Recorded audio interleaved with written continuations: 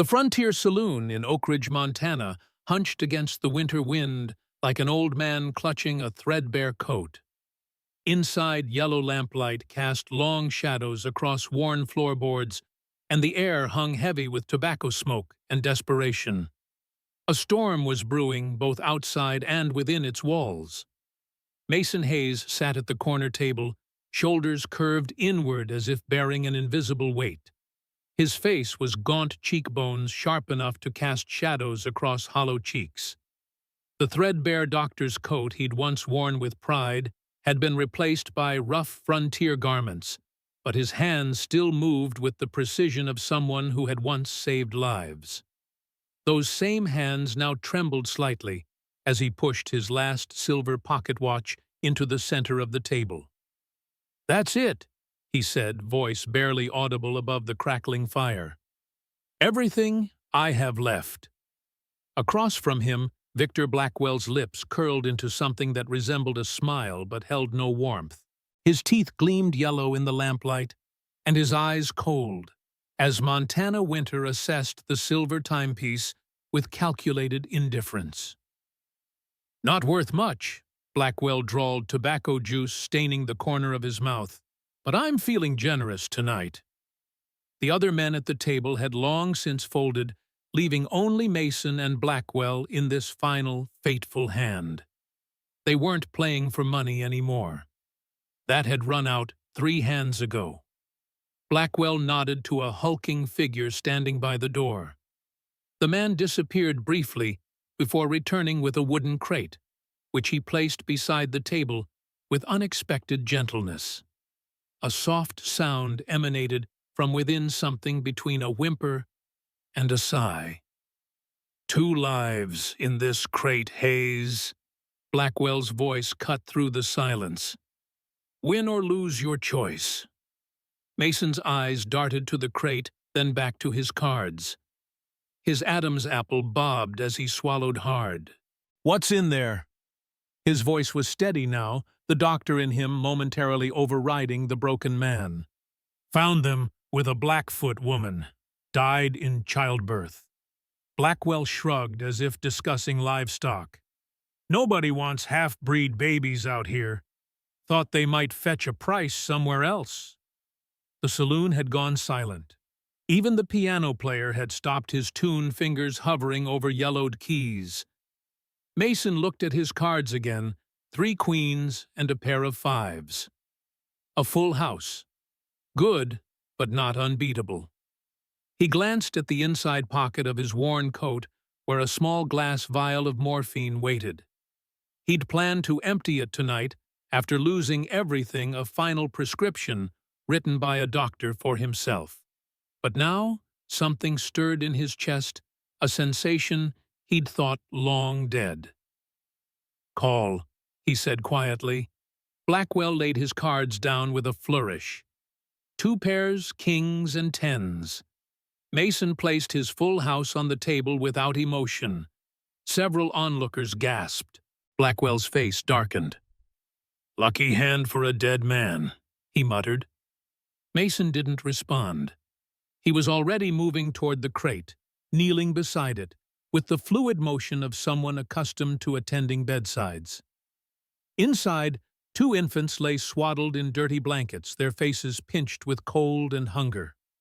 One slightly larger had opened its eyes, dark, alert eyes that seemed to focus on Mason's face with surprising intensity for a newborn. The smaller one, a girl by the looks of the crude pink cloth tied around her wrist, had a distinct crescent-shaped birthmark on her neck. She whimpered softly, her breathing shallow and rapid. "They need warmth, food, medicine." Mason's doctor voice had returned clinical and authoritative. "They're yours now," Blackwell said, standing abruptly. "Enjoy your winnings, doctor." The way he emphasized "doctor" made it sound like a curse. Mason ignored him carefully, lifting both infants from the crate. "I need milk, clean cloths. Does anyone have—" "Here." Eleanor Wilson, the widow who ran the general store, appeared at his side with a small bottle. "Kept it for my cat, but it'll do for now." Mason nodded gratefully. "I need to get them home. They won't survive much longer in this cold." As he wrapped the infants inside his coat, Mason felt eyes on his back. He turned to find Blackwell watching him from the doorway, expression unreadable in the shadows. "I'll be seeing you again, Doctor," Blackwell said softly. "Count on it." Then he was gone, swallowed by the night. Mason's cabin sat at the foot of a pine-covered mountain, isolated and small but sturdy against Montana's brutal weather. Once inside, he worked quickly, stoking the fire until it roared in the stone hearth, heating water and creating makeshift beds from lined drawers. The infants were dangerously cold. The smaller one, the girl, worried him most. Her breathing was irregular, and her skin had a bluish tinge that Mason recognized all too well. He'd seen it in his son's face 2 years ago, just before the end. "Not again," he whispered, warming her tiny body with his hands. "Not this time." For hours he worked tirelessly, drawing on medical knowledge he'd tried so hard to forget. He mixed the milk with water, tested its temperature, fed them drop by drop. He examined them thoroughly, relieved to find no obvious deformities or illnesses beyond their malnourishment and cold. Dawn was breaking when the boy finally fell into a peaceful sleep.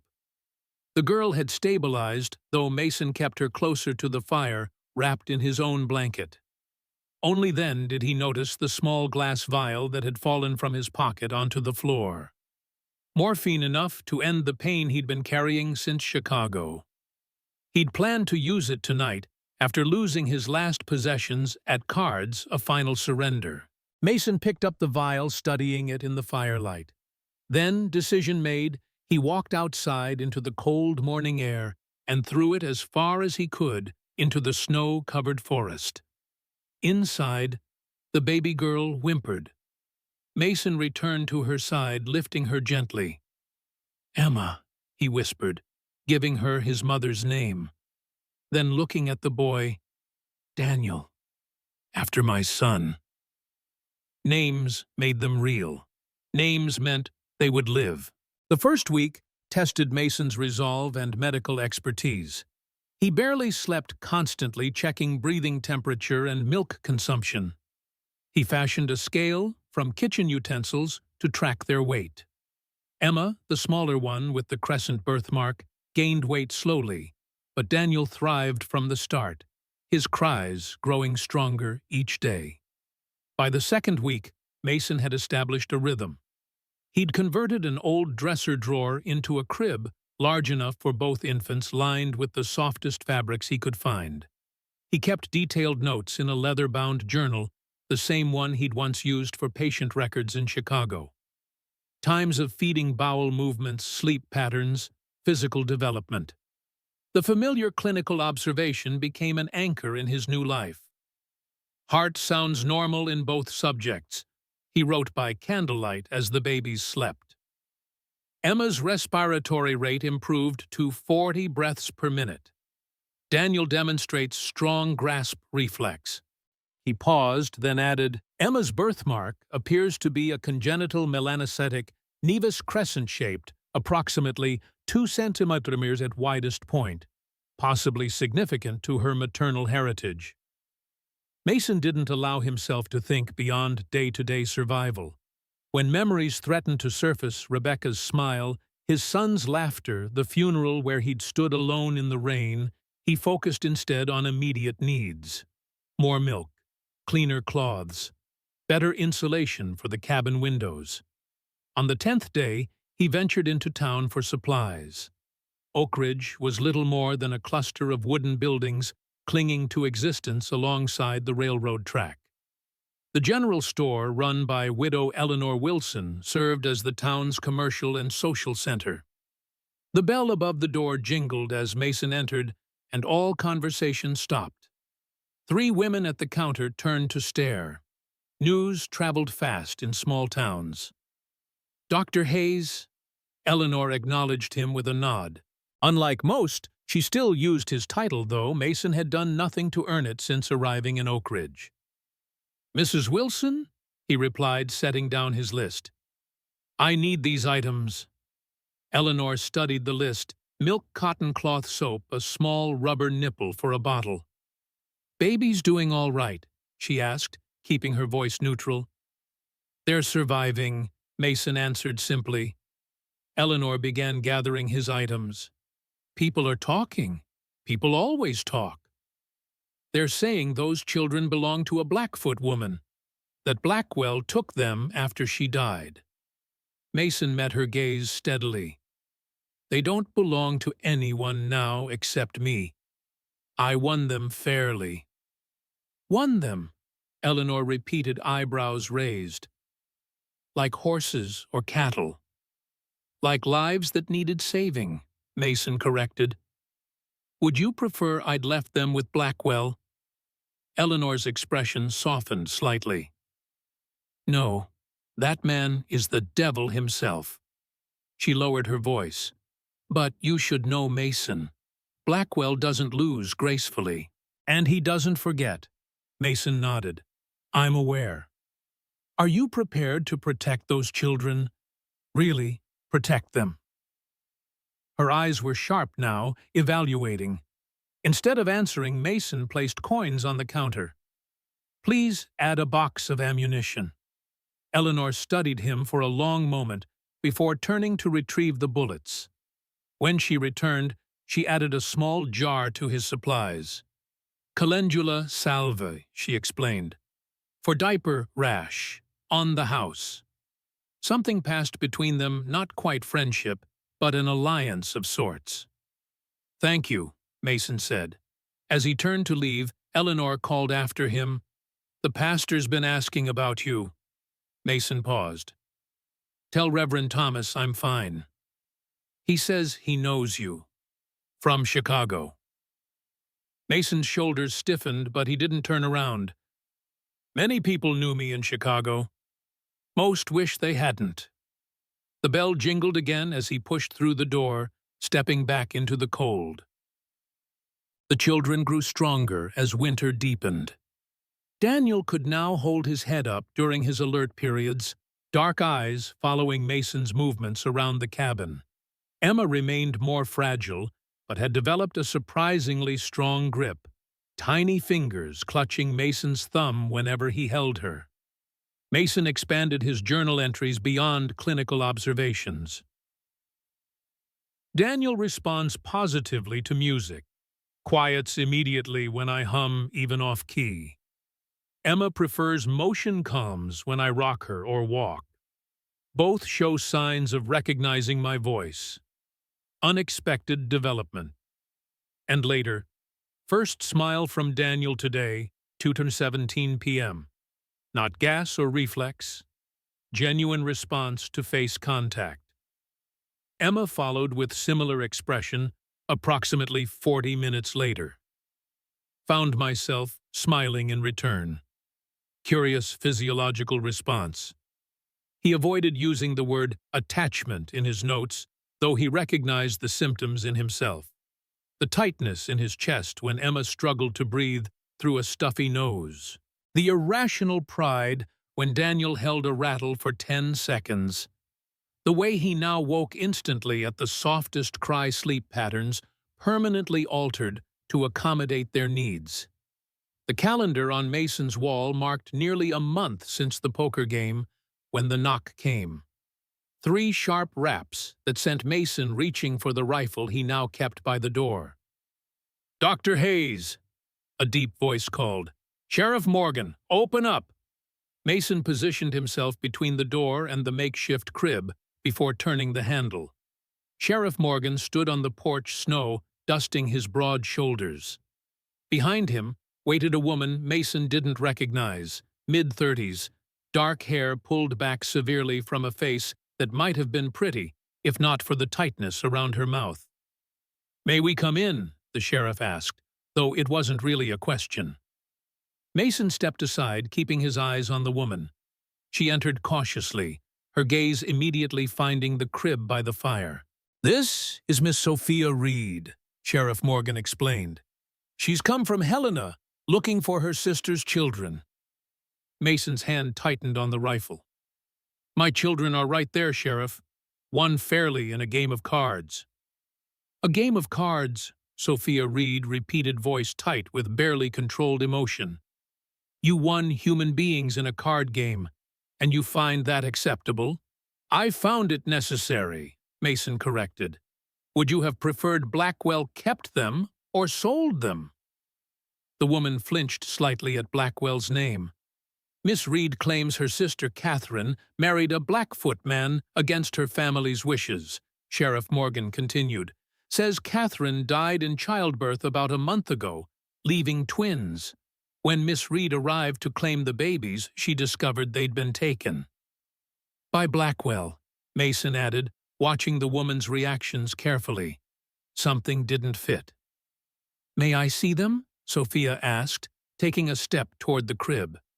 Mason hesitated, then nodded once. Sheriff Morgan remained by the door as Sophia approached the sleeping infants. Her breath caught as she looked down at them. That's them, she whispered. Catherine's twins. Mason observed her closely. A doctor learned to read people, pain, deception, fear. All revealed themselves in subtle ways to a trained eye. Something about Sophia Reed's reaction seemed practiced. How did you find them? He asked. I've been tracking them for weeks, she replied without looking up. Word reached Helena about Blackwell's new merchandise. I followed the trail here. Convenient that you arrived just after they're healthy and safe, Mason noted. Now she looked up, eyes flashing. I would have come sooner had I known where they were. Do you think I wouldn't have searched every... She stopped abruptly, composing herself. They're my family, Dr. Hayes. My blood. Prove it, Mason said simply. Sheriff Morgan shifted uncomfortably. Now, Doc, that's not really fair. How's she supposed to... The girl has a crescent-shaped birthmark on her neck, Mason interrupted. What's the boy's birth weight? Sophia blinked. I wasn't there for the birth. Hair color of the father. Black, of course. He was Blackfoot. Any complications during delivery? Sophia hesitated. Catherine, she hemorrhaged. Mason nodded slowly. And the father's name? John Running Bear. Mason caught the infinitesimal pause before she supplied the name. You don't seem certain. Catherine called him John. His tribal name was different. Sheriff Morgan cleared his throat. Doc, what are you getting at? Miss Reed has come a long way. She's lying, Mason said flatly. Sophia's face flushed. How dare you? Those are my sister's children. No, Mason countered. They're my children now, and I don't know who you are, Miss Reed, but you're not who you claim to be. Sheriff Morgan stepped forward. That's a serious accusation, Doc. Watch her eyes when she looks at the infant's sheriff. There's no recognition there. No familiarity. Mason turned back to Sophia. A real aunt would look for family resemblances. You're scanning them like you're memorizing details for the first time. Sophia's expression hardened. You have no right. You knew about the birthmark, Mason continued, which suggests you've seen them before or received a description. But you hesitated on the father's name, and you couldn't answer basic questions about the birth. I told you I wasn't. And your hands, Mason finished quietly. You've been unconsciously holding them in the ready position of a trained medical professional, slightly cupped fingers apart, the way surgeons hold their hands before gloving. The cabin fell silent except for Daniel's soft breathing. Sheriff Morgan looked between them, confusion evident on his weathered face. Miss Reed, he prompted. Sophia's shoulders sagged slightly, but her gaze remained steady. The children need to be with family, she said, avoiding the accusation. Mason crossed to the crib and placed a protective hand on the rail. I agree. They are. Sheriff Morgan sighed heavily. Look, I can't force either of you to do anything without more evidence, but these babies need stability. A suggestion, Mason offered, not taking his eyes off Sophia. Miss Reed stays in Oak Ridge for 1 week, proves her capability and her claim. If, at the end of that time, I believe she's their family, we can discuss their future. And if not, Sophia challenged, then you leave, alone. Sheriff Morgan nodded slowly. Seems reasonable. Miss Reed. Sophia looked down at the sleeping infants once more, something unreadable passing across her features. 1 week, she agreed finally. Starting now. As Sheriff Morgan excused himself to arrange lodging for Sophia in town, Mason stood by the cabin door, watching the strange woman who now sat beside the crib, her back straight as a soldier's. I don't know what game you're playing, he said quietly, but those children have been through enough. Sophia met his gaze evenly. On that, Dr. Hayes, we are in complete agreement. The first night with Sophia in town was the longest Mason had experienced since the children arrived. He checked on them constantly, irrationally, afraid they might disappear. By morning, exhaustion had settled bone deep, but he forced himself to maintain their routine. Around noon, a knock at the door announced Sophia's arrival. She wore a simple dress now instead of her traveling clothes, her hair braided neatly down her back. She carried a small basket covered with a cloth. Sheriff Morgan escorted me as far as the ridge, she explained, stepping inside without waiting for an invitation.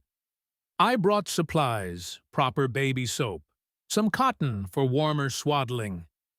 Mason accepted the basket with reluctance. That wasn't necessary. It was, she countered, moving immediately to the crib. How did they sleep? Well enough. She bent over the crib, examining both babies with a critical eye. The girl. Emma, Mason corrected. Sophia paused. You named them. They needed names. Emma, she repeated softly. And the boy, Daniel. Something flickered across her face. Biblical names. Family names, Mason corrected. My mother, my son. Sophia's eyes widened slightly. You had a child? Mason turned away, stoking the fire with unnecessary force. Once? Sophia seemed to understand this wasn't a subject for discussion. She returned her attention to the infants. Emma seems congested. Have you tried elevating her sleeping position? Of course I have, Mason replied irritably. I'm a doctor. So am I. The poker face Mason had perfected in Chicago served him well, now hiding his surprise. You're a physician.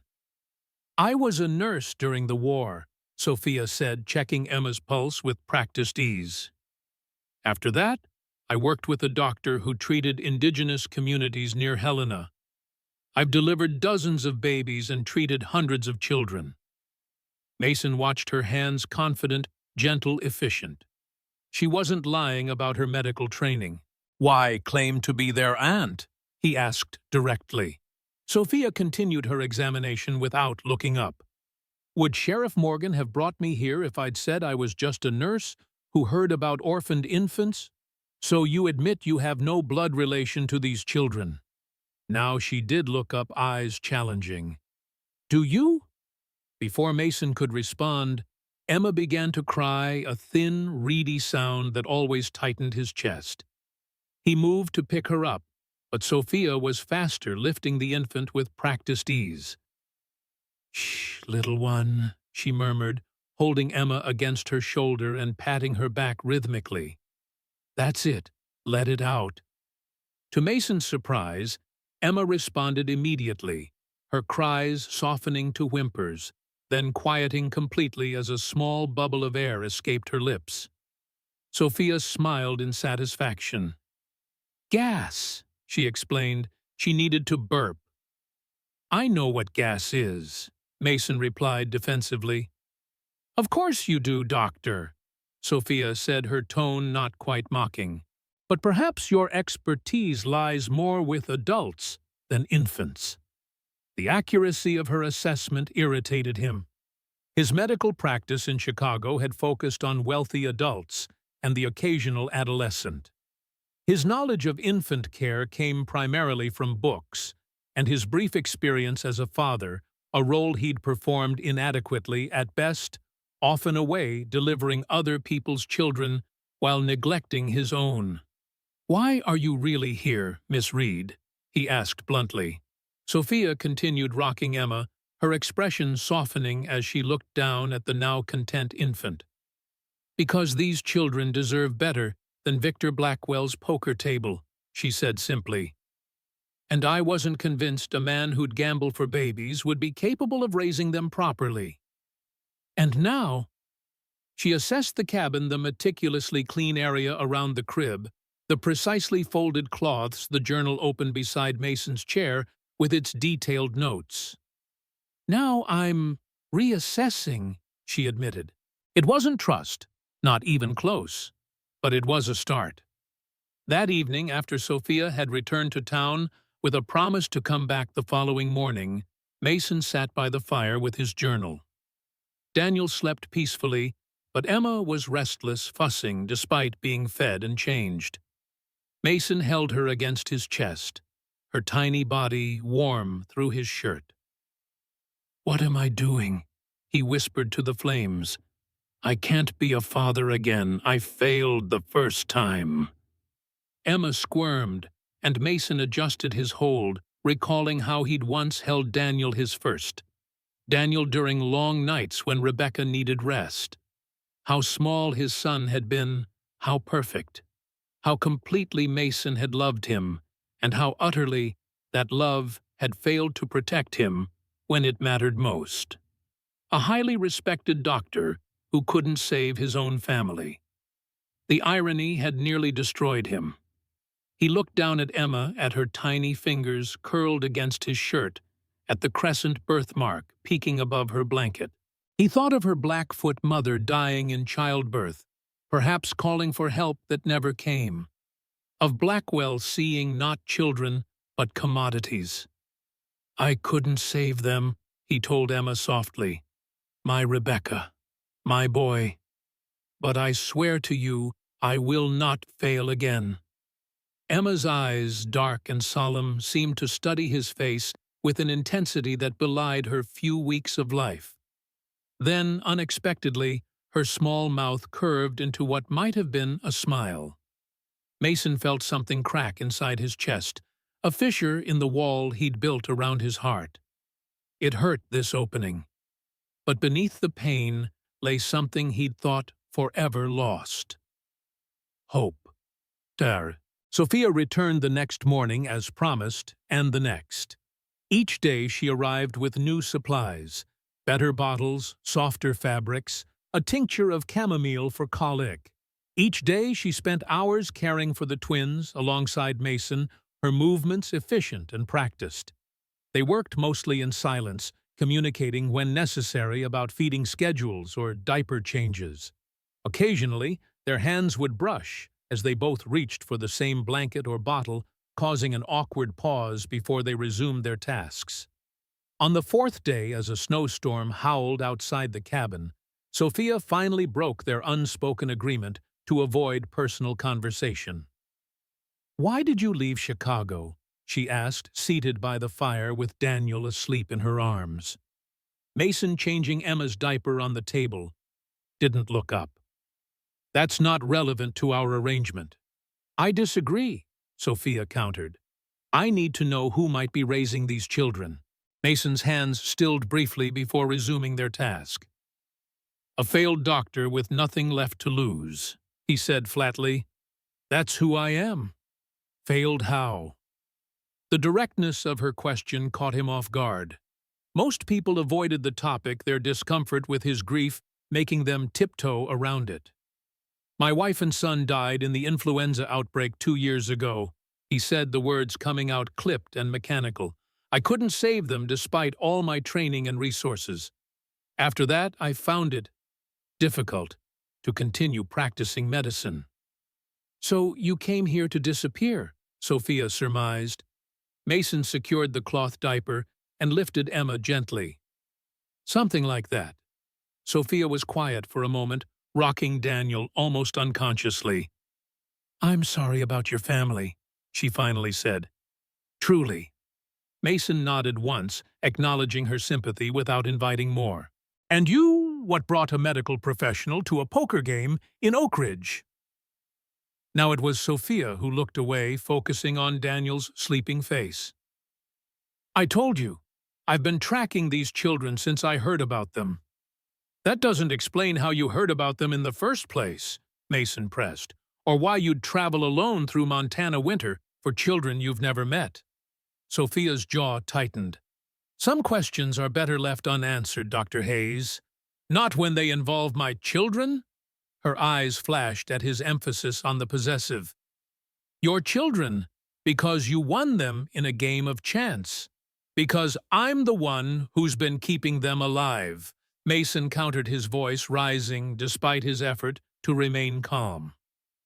"Because I'm the one who checks their breathing 20 times a night, who tracks their weight gain down to the ounce, who clearly still thinks of them as patients rather than children." Sophia interrupted, gesturing toward his journal. "All those clinical notes. You're treating them like a medical case study, not a family." The accusation landed like a physical blow. Mason drew Emma closer to his chest, suddenly defensive. "I'm giving them what they need. Food, shelter, medical attention." Sophia nodded. "But what about love, Dr. Hayes? What about a future beyond survival?" The cabin fell silent, except for the crackling fire and the wind's howl. Mason looked down at Emma, at her dark eyes watching him with that unnerving intensity. "I don't know if I can give them that," he admitted quietly. Sophia's expression softened. "At least you're honest." She adjusted Daniel in her arms, her voice gentler now. "During the war, I treated so many wounded boys. Some survived physically, but never recovered here." She tapped her temple. "The ones who made it, really made it, were the ones who found something to live for beyond just surviving." Mason met her gaze. "And what do you live for, Miss Reed, beyond tracking missing children?" Something shadowed her eyes. "Atonement, perhaps, like many of us." Before Mason could question her further, Daniel stirred in Sophia's arms, face scrunching as he prepared to cry. The moment of connection broke as they returned to the immediate needs of the infants. But that night, after Sophia had departed and the twins were asleep, Mason looked at his journal differently. The clinical observations now seemed cold, detached. On a fresh page, he began to write something new. Emma smiled today, a real smile, not just gas or reflex. It reminded me of Rebecca. I had forgotten how it feels when someone smiles at you that way, like you are their entire world. I don't deserve such trust, but I will try to earn it." He hesitated, then added, "Daniel has my son's eyes, not the color darker from his Blackfoot heritage, but the same intensity, the same curiosity. Sometimes it hurts to look at him. Sometimes it's the only thing that keeps me breathing." Mason closed the journal, feeling both lighter and heavier at the same time. Acknowledging the attachment meant acknowledging the potential for loss. But perhaps Sophia was right. Perhaps surviving wasn't enough anymore. On the 5th day, Sophia didn't come. Mason tried to ignore the prickle of concern as morning stretched into afternoon. He told himself it was better this way, fewer complications, fewer questions. But by evening, when the twins grew fussy without her calming presence, he found himself watching the path to town through frosted windows. A knock finally came after dark, but it wasn't Sophia's familiar pattern. Mason grabbed his rifle before opening the door to find Reverend Thomas on his porch, snow dusting his black coat and hat. "Dr. Hayes," the pastor greeted him, voice warm despite the cold. "May I come in?" Mason hesitated, then stepped aside. Thomas entered, removing his hat to reveal thinning gray hair and kind eyes that crinkled at the corners. His gaze immediately found the crib. "So it's true," he murmured. "You've become a father again." Mason tensed. "What do you want, Reverend?" Thomas turned to face him fully. "I want to know if you remember me, Doctor. From Chicago." Mason studied the older man's face, familiar somehow, but he couldn't place it. "Should I? You removed a tumor from my lung 3 years ago, said it was inoperable, but you tried anyway." Thomas smiled slightly. "Obviously, you succeeded." Recognition dawned. "Thomas, George Thomas, you were a minister at First Presbyterian." "I still am, in a way. My congregation is smaller here, but no less in need of guidance." The Reverend moved closer to the fire, warming his hands. "When I heard Mason Hayes had come to Oak Ridge, I could hardly believe it. You were one of Chicago's most respected surgeons." Mason's jaw tightened. "That was another life. And now you have a new one." Thomas glanced toward the crib. "2 new ones, in fact." "Did you come here to judge me, Reverend, for winning children in a card game?" Thomas shook his head. "I came because Miss Reed is ill. Fever. She asked me to tell you she won't be able to visit the children tomorrow either." Concern flashed across Mason's face before he could hide it. "How serious?" "Serious enough that Eleanor Wilson is tending to her, but not dire. She's strong." Thomas paused. "She also wanted me to tell you that this doesn't change your arrangement. She'll complete her week once she's recovered." Mason nodded, relief mingling with something like disappointment. Part of him had hoped, but no. Better this way. "Thank you for the message," he said, moving toward the door in clear dismissal. But Thomas didn't take the hint. Instead, he approached the crib, looking down at the sleeping infants with a gentle smile. "They're beautiful children," he observed. "A blessing, regardless of how they came to you." "Is there something else you needed, Reverend?" Mason asked, impatience edging his voice. Thomas turned his expression serious now. "Only to ask if you're ready, Mason." "Ready for what?" "For what Victor Blackwell will do when he returns." At Mason's startled look, Thomas continued, "Small towns have long memories and loose tongues. Blackwell's brother was in the saloon yesterday, asking questions about you and the children." Mason's hand tightened on the rifle. "Let him come." "It's not that simple," Thomas cautioned. "Blackwell has connections with criminals with certain corrupt officials. He traffics more than just stolen children." "What do you suggest that I give them back?" Mason's voice hardened. "I won't." Thomas studied him, something like approval in his eyes. "No, I don't believe you will, but you might need help protecting them." "I can handle Blackwell." "Perhaps." Thomas reached for his hat. "But consider this, Doctor. Even the best surgeon can't operate alone." After the Reverend departed, Mason stood by the crib for a long time watching the twins sleep. Emma's tiny chest rose and fell, her breathing still slightly congested, but stronger than when he'd first brought her home. Daniel had kicked free of his blanket again, one small fist raised, as if ready to fight the world. Mason thought of Blackwell's cold eyes, of Sophia's mysterious determination, of Thomas's warning. "I won't let anyone take you," he promised the sleeping infants. "No matter what comes." Outside, the wind shifted, carrying with it the faint sound of horses approaching in the distance. Mason Hayes moved silently through the cabin, rifle in hand. The sound of approaching horses had faded, but his instincts, honed through loss and hardship, remained on high alert. He checked the door's sturdy lock, then moved to each window, making sure the shutters were secure against both the biting cold and unwelcome visitors. Only when he was certain the cabin was as protected as possible did he return to the twins. They slept peacefully, unaware of potential danger. Daniel had his usual determined expression even in sleep, while Emma's face remained delicate, almost ethereal in the firelight. Mason adjusted their blankets with a gentleness that would have surprised his former colleagues in Chicago. "We'll be all right," he whispered more to himself than to them. He settled into the chair beside the crib rifle across his lap and prepared for a long night. Sleep was a luxury he could ill afford if Blackwell's men were indeed nearby. As the fire crackled and snow tapped against the windows, Mason found himself thinking of Sophia Reed, her confident hands when she handled the twins, her challenging questions that probed his wounds with surgical precision, the mystery that surrounded her true purpose here. Her illness troubled him more than he cared to admit. Winter fevers in Montana often turned deadly without proper care.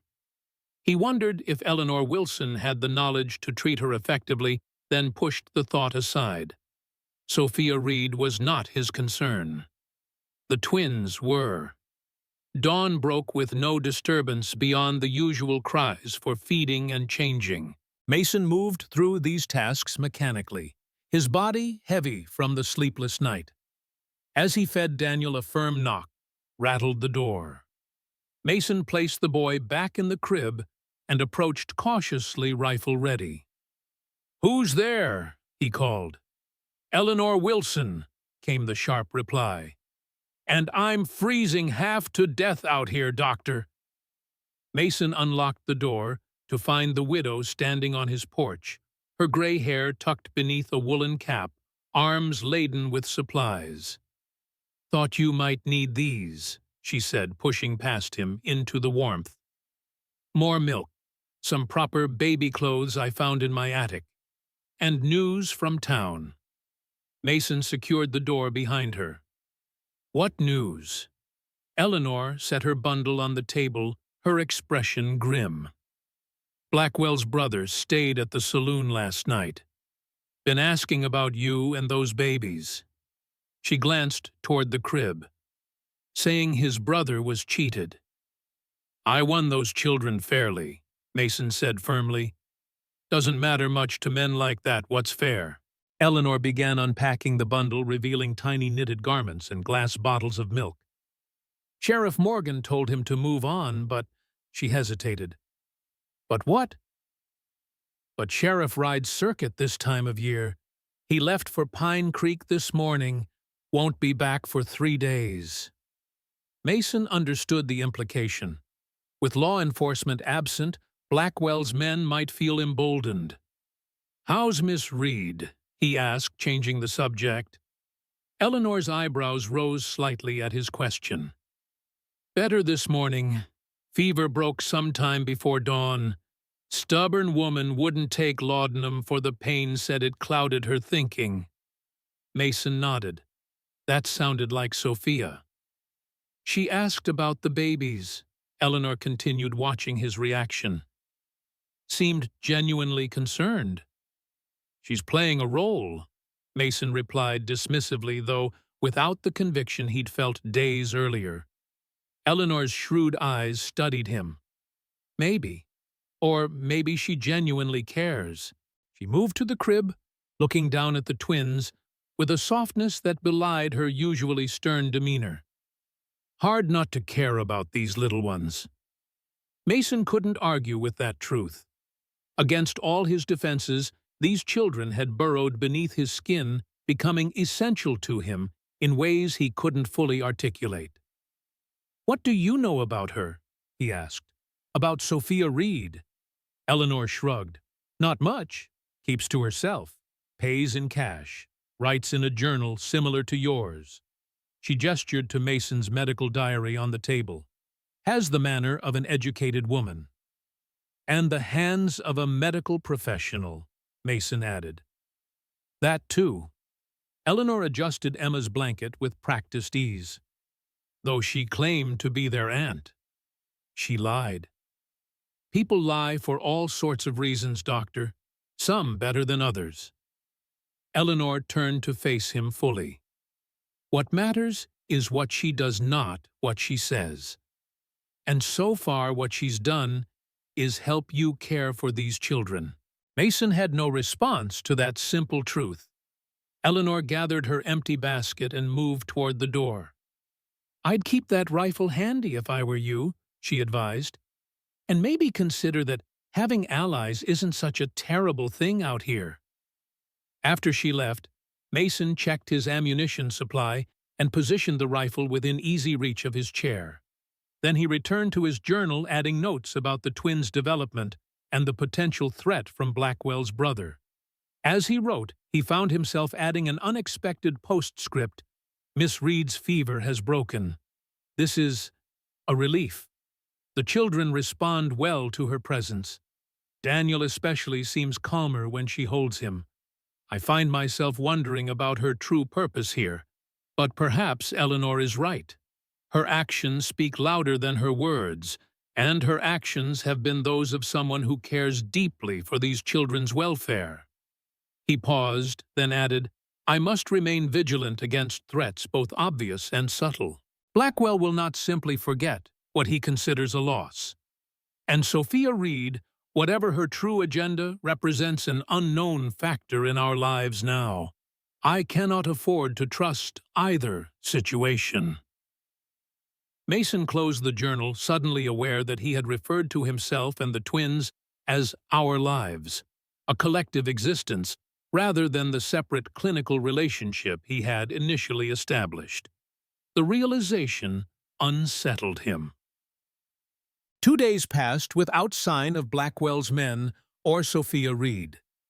Mason maintained constant vigilance, sleeping only in short intervals when the twins slept, his rifle always within reach. He established a new routine that incorporated defensive measures, keeping the fire low at night to prevent light from showing through the shutters, placing chairs against the door, practicing how quickly he could gather both twins in an emergency. On the morning of the third day, as Mason changed Emma's diaper, Daniel began to cry, not his usual demanding wail, but a higher-pitched, distressed sound Mason hadn't heard before. He quickly finished with Emma and lifted Daniel from the crib, checking him for obvious sources of discomfort. The baby's skin felt hot to the touch. Too hot. Mason's doctor instincts took over. He unwrapped Daniel completely, examining him with methodical precision. No rashes, no swelling. Breathing slightly rapid, but not labored. Heart rate elevated, but strong. Classic symptoms of fever, but without obvious cause. "What is it, little one?" Mason murmured, rewrapping Daniel in a lighter blanket. "What's happening inside you?"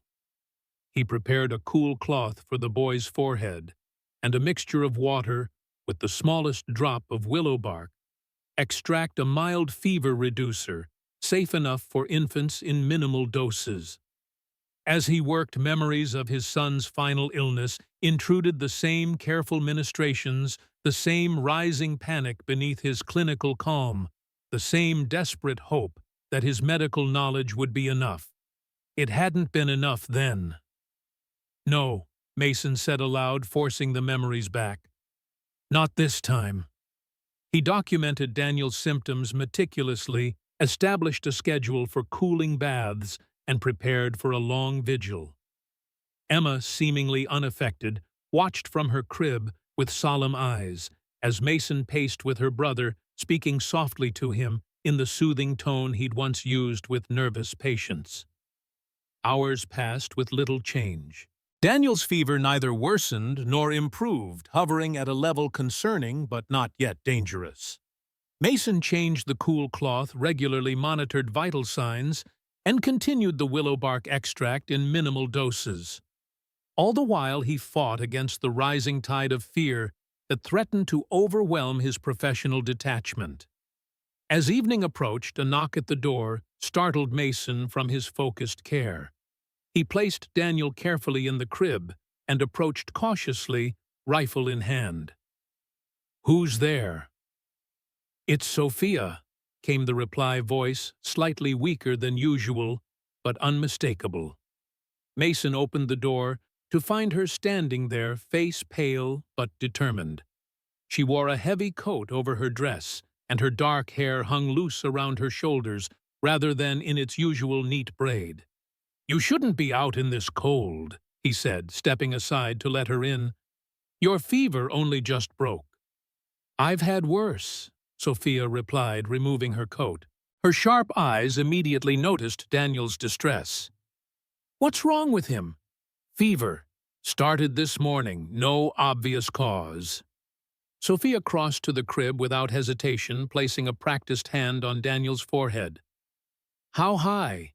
"Elevated but stable. I've been using willow bark extract and cooling cloths." She nodded approvingly.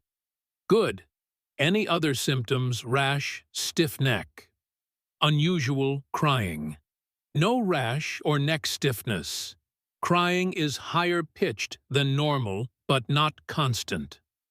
They fell into the rhythm of medical colleagues discussing a patient, all personal tension temporarily set aside in service of treating the sick child.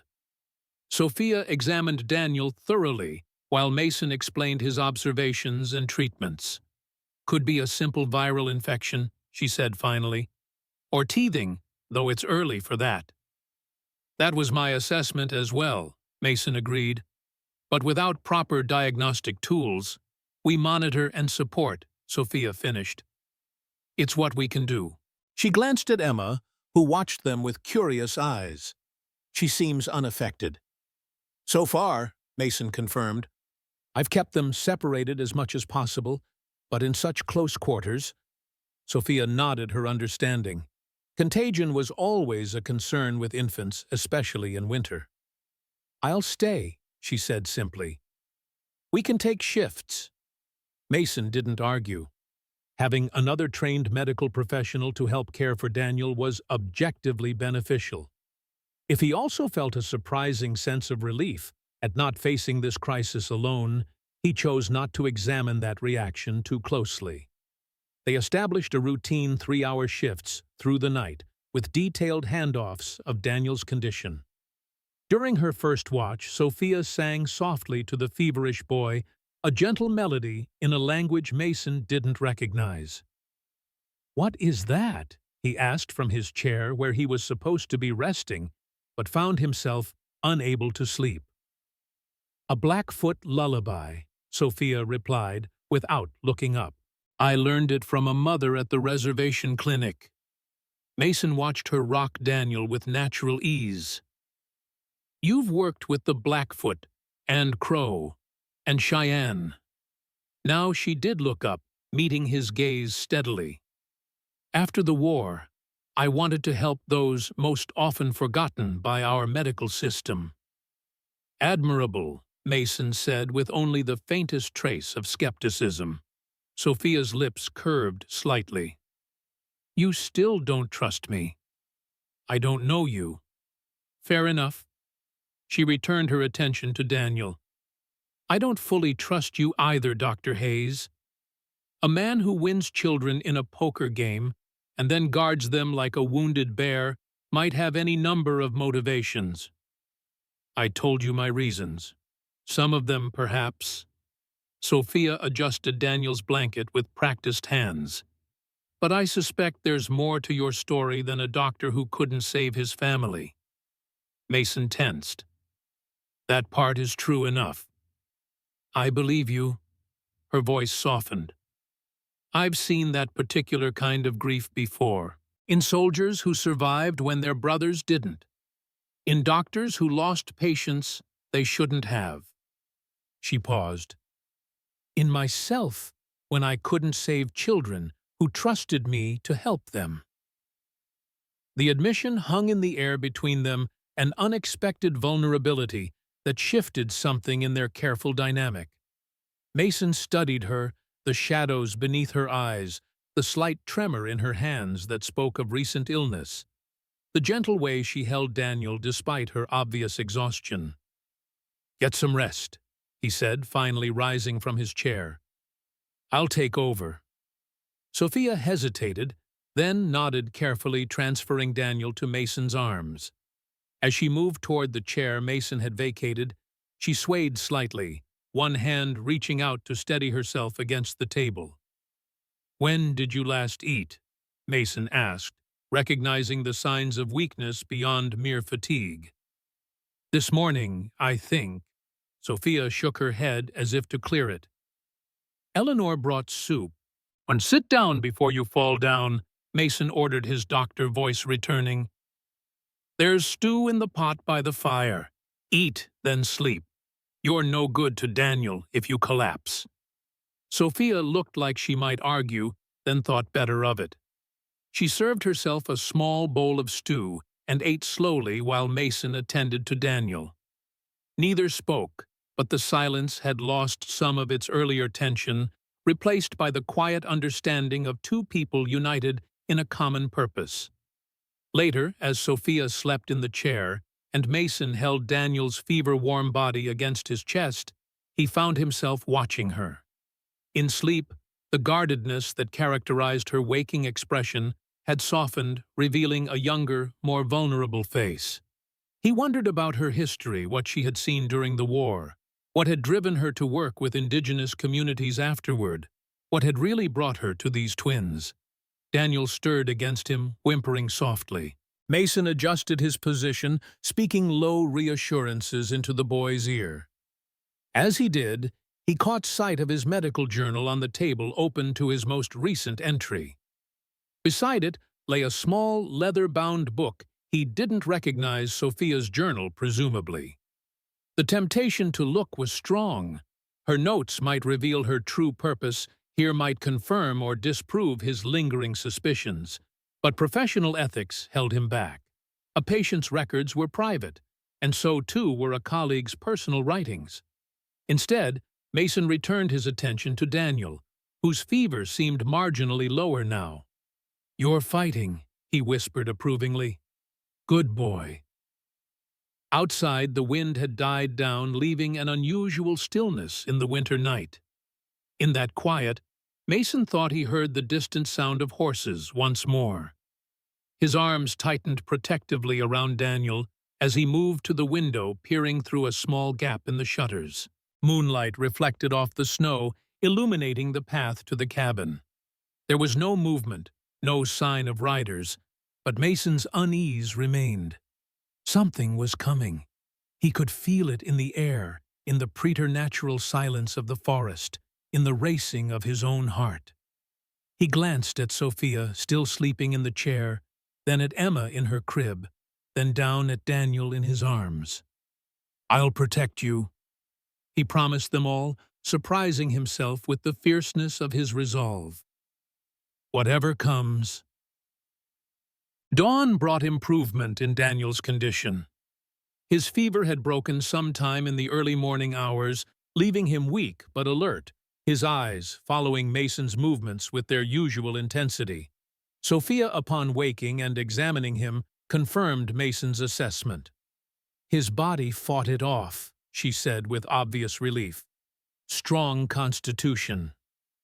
"Like his father, perhaps," Mason suggested, then immediately regretted the statement as Sophia's eyes sharpened with interest.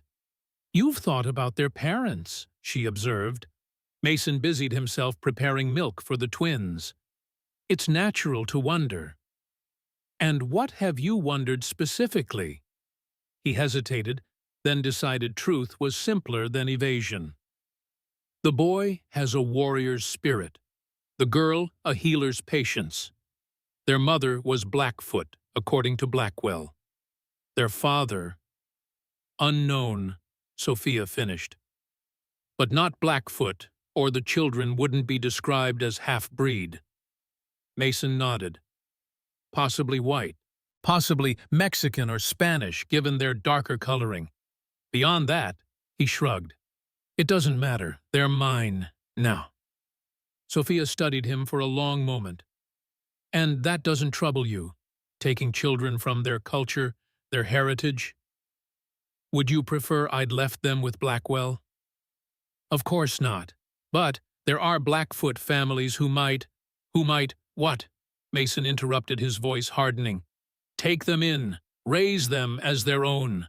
When the tribe already struggles to feed their children, already faces persecution and poverty.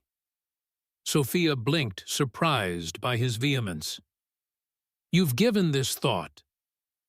I've given everything about these children thought, Mason replied. Their physical needs, their future challenges, the discrimination they'll face from both white and native communities, the education they'll require to navigate a world that will judge them by their appearance before their character. He placed the prepared bottles on the table with more force than necessary.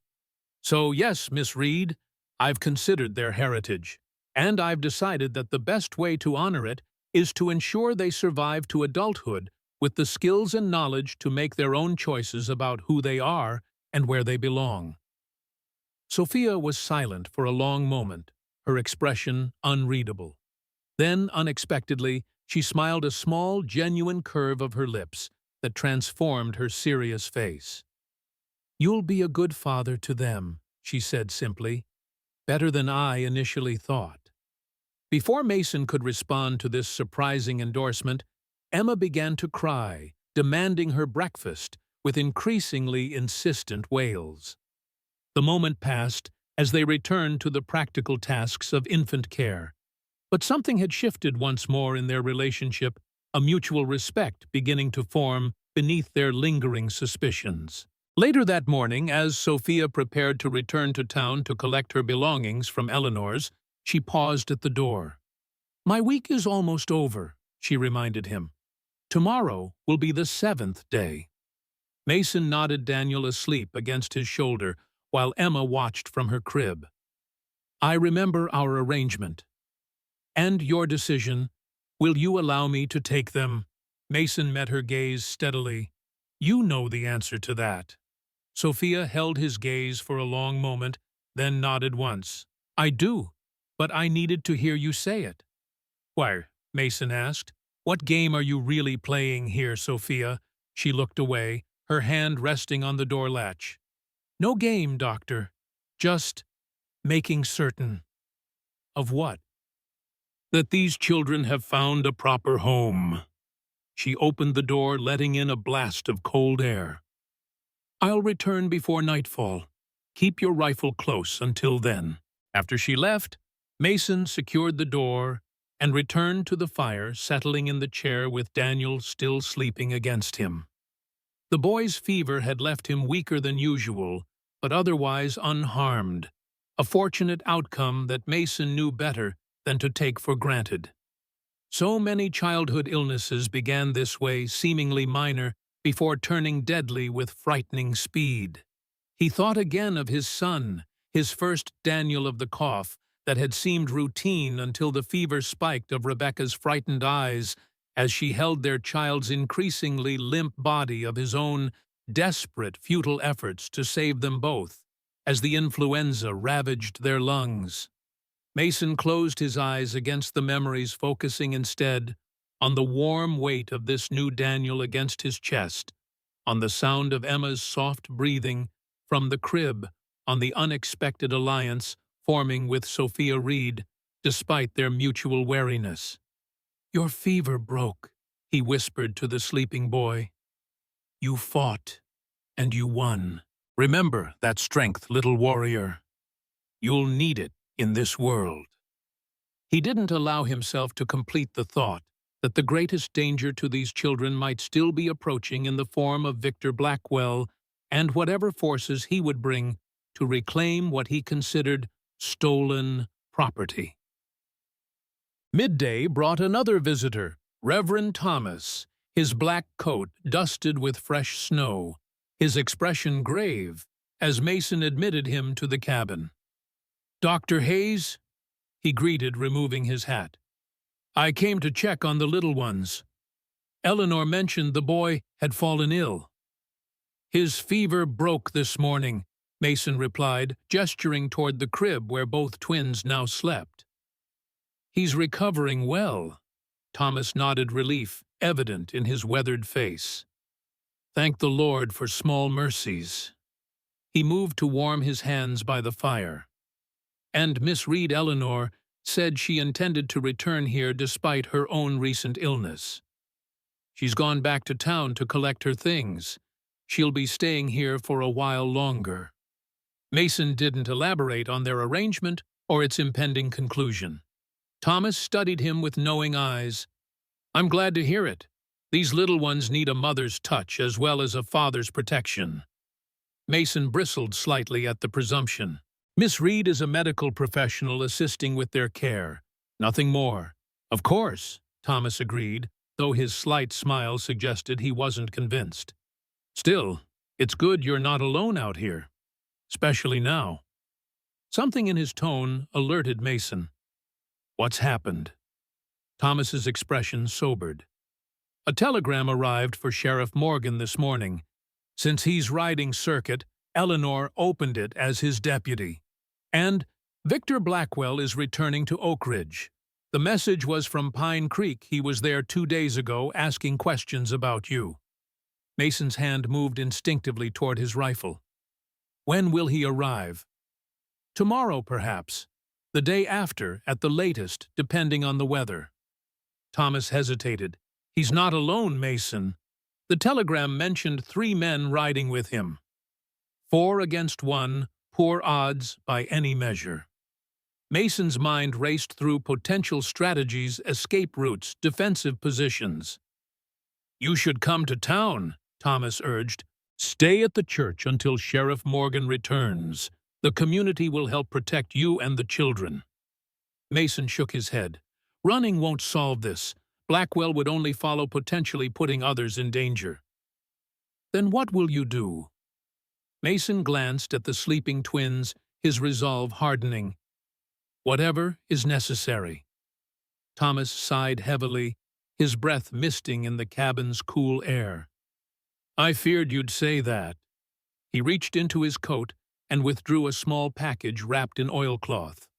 Eleanor asked me to bring this to you. Mason unwrapped the package to find ammunition for his rifle, more than he currently possessed. The town stands with you, Doctor, Thomas said quietly. Whatever our individual feelings about how these children came into your care, none of us wish to see them returned to a man like Blackwell. Mason's throat tightened unexpectedly. Thank you, he managed. Thomas nodded, reaching for his hat. I should return before the snow worsens. Is there anything else you need? Just tell Sophia about Blackwell when she collects her things. She should know what she's walking back into. I will? Thomas paused at the door. And Mason, remember what I said before. Even the best surgeon can't operate alone. After the Reverend departed, Mason loaded his rifle with the fresh ammunition and positioned it by the door. Then he began methodically preparing the cabin for potential siege-moving furniture to create defensive barriers, gathering essential supplies in a single pack for quick evacuation if necessary, plotting escape routes through the surrounding forest. All the while, the twins slept peacefully, unaware of the danger approaching or the man's increasingly desperate efforts to protect them. As Mason worked, he found himself glancing repeatedly at the path to town, watching for Sophia's return, with an anxiety he couldn't fully explain. Her medical expertise would be valuable if the situation turned violent, but it was more than that. Despite their initial mistrust, she had become part of this strange, fragile family they were forming. The thought brought him up short. Family. He had used the word without consciously intending to, without the sharp pain that usually accompanied memories of Rebecca and his son. Somehow, in the span of weeks, these orphaned infants and the mysterious nurse had begun to heal something Mason had thought permanently broken. The realization terrified him almost as much as Blackwell's impending arrival. Evening shadows lengthened with no sign of Sophia. Mason fed the twins, changed them, and settled them in their crib, all while maintaining vigilant watch through the cabin windows. The snow had begun falling more heavily, reducing visibility and muffling sounds from the forest. Ideal conditions for an ambush. Mason thought grimly. He was just stoking the fire when a frantic pounding at the door sent him reaching for his rifle. "Mason, it's Sophia, open quickly!" He unbarred the door to find her standing there breathless and wide-eyed, snow coating her coat and hair. Behind her, leading a horse laden with supplies, stood Eleanor Wilson, her expression equally urgent. "Get inside, both of you," Mason ordered, ushering them in before securing the door again. "What's happened?" "Blackwell," Sophia gasped, shedding her snow-covered coat. "He's closer than we thought." Eleanor saw riders approaching from the North Trail. "How many?" Mason demanded, helping Eleanor unload the supplies, extra food, blankets, more ammunition. "3, maybe 4, the older woman replied grimly. "Too far to be certain in this snow, but they're armed." Mason nodded, unsurprised by the confirmation of Thomas's warning. "How long do we have?" "An hour, perhaps less." Eleanor moved to the crib, looking down at the twins with fierce protectiveness. "These little ones need more defenders than just us 3. "The town," Mason began, "is too far to reach safely before they intercept us," Sophia interrupted. "Reverend Thomas is gathering men, but in this weather—" She didn't need to finish. Help would come too late, if at all. Mason assessed their situation with clinical detachment. 1 rifle, a hunting knife, 3 adults, 1 elderly, 1 recently recovered from illness, and 2 infants against 4 armed men led by someone with a personal vendetta. The odds were not favorable. "We need to leave," he decided. "Now, while the snow covers our tracks." "And go where?" Eleanor challenged. "These babies won't survive a night in the forest in this weather." She was right, of course. Emma and Daniel would freeze long before they reached safety. Mason paced the small cabin, mind racing through increasingly desperate options. "There's a root cellar," he said finally, "under the floorboards beside the pantry. Small, but it could hide all of you." "All of us," Sophia repeated, her eyes narrowing. "And what will you be doing?" "Drawing them away from the cabin. Making them believe I've fled with the twins." "Absolutely not," Sophia said firmly. "That's suicide, Mason." "It's strategy," he corrected. "Blackwell wants me as much as he wants the children.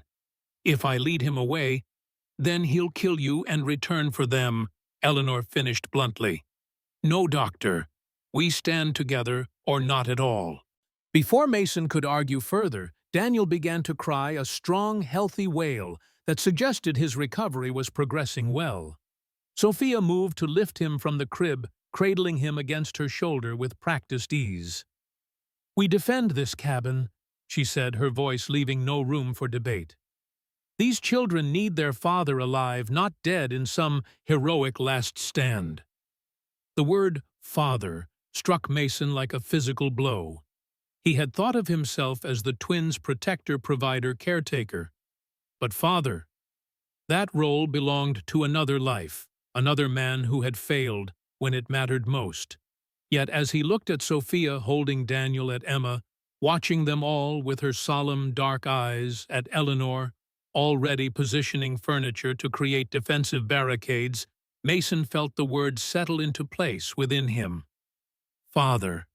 Not replacing the memory of his son, but expanding to include these new lives that had been entrusted to him through the strangest of circumstances. "All right," he conceded. "We defend the cabin, but at the first sign that we're losing ground, you take the twins to the cellar. Promise me." Sophia and Eleanor exchanged glances, then nodded in agreement. "Good." Mason checked his rifle once more. "Now, let's prepare a proper welcome for Mr. Blackwell." They worked quickly and efficiently, transforming the small cabin into a defensive position. Furniture barricaded the windows, leaving only narrow gaps for observation and firing. Water buckets stood ready in case of fire. The twins were bundled in their warmest clothes, prepared for rapid movement to the root cellar if necessary. Eleanor, despite her age, proved remarkably resourceful, producing a small revolver from beneath her skirts that she loaded with steady hands. "My husband's," she explained at Mason's surprised look. "Didn't see much use in keeping it in a drawer after he passed." Sophia, meanwhile, demonstrated an unsettling familiarity with tactical planning. "They'll approach from multiple angles," she predicted, sketching a rough map of the cabin and surrounding area. "Standard cavalry strategy: divide the defender's attention, create the impression of greater numbers." Mason raised an eyebrow. "Standard cavalry strategy." A shadow crossed Sophia's face. "I served as a field nurse with the Union Army. You learn things watching men kill each other for 4 years." There was more to that story, Mason sensed, but now wasn't the time to press for details. Instead, he focused on their defensive preparations, assigning positions, and establishing silent signals for communication once the attack began. As they finished, an unexpected calm settled over Mason. The fear remained cold and heavy in his gut, but beneath it ran a current of absolute clarity. These children would survive. Whatever the cost, whatever he had to do, Emma and Daniel would live to see morning. "They're coming," Eleanor announced from her position near the front window. 4 riders approaching slowly from the tree line. Mason joined her, peering through the narrow gap in the barricaded window. Through the falling snow, he could make out dark figures on horseback, moving with the careful precision of men expecting resistance. "Can you see Blackwell?" he asked. Eleanor squinted. "Second from the left, I think. Tall man with the black hat." Mason nodded, recognizing the silhouette from their encounter in the saloon. "Positions," he ordered quietly. Sophia settled the now sleeping twins in their crib, which had been moved to the corner furthest from the doors and windows. She checked the trap door to the root cellar one final time, ensuring it would open silently if needed, then took her position near the rear window, Eleanor's revolver in her hand. The older woman stationed herself beside the brick chimney, which offered both cover and a clear line of sight to the front door. Mason remained by the main window, rifle ready, watching the riders approach. They stopped about 50 yards from the cabin, apparently discussing strategy. After a moment, one rider, not Blackwell, separated from the group, approaching alone, with his hands raised in apparent peaceful gesture. "Dr. Hayes," the man called when he was close enough to be heard. "Mr. Blackwell wants to talk. No need for trouble." Mason exchanged glances with Sophia and Eleanor. A trap almost certainly, but one they needed to assess. "I'm listening," Mason called back, keeping his rifle trained on the distant figures.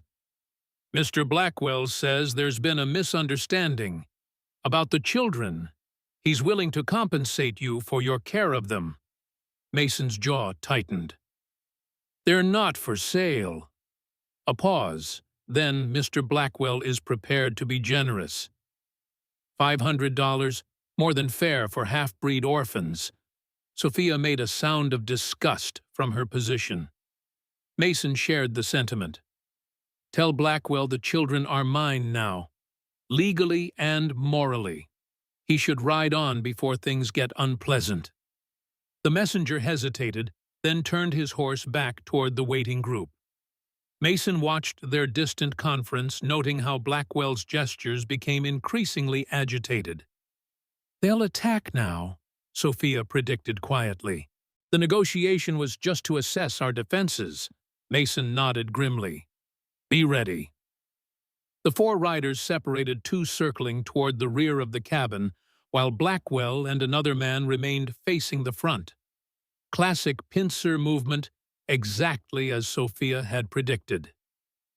"Eleanor," Mason said calmly, "watch the chimney." They might try to smoke us out. The widow nodded, adjusting her position to maintain sight of both the front door and the roof. Minutes stretched into an eternity of tense waiting. Outside, the snow continued to fall, muffling all sound and reducing visibility.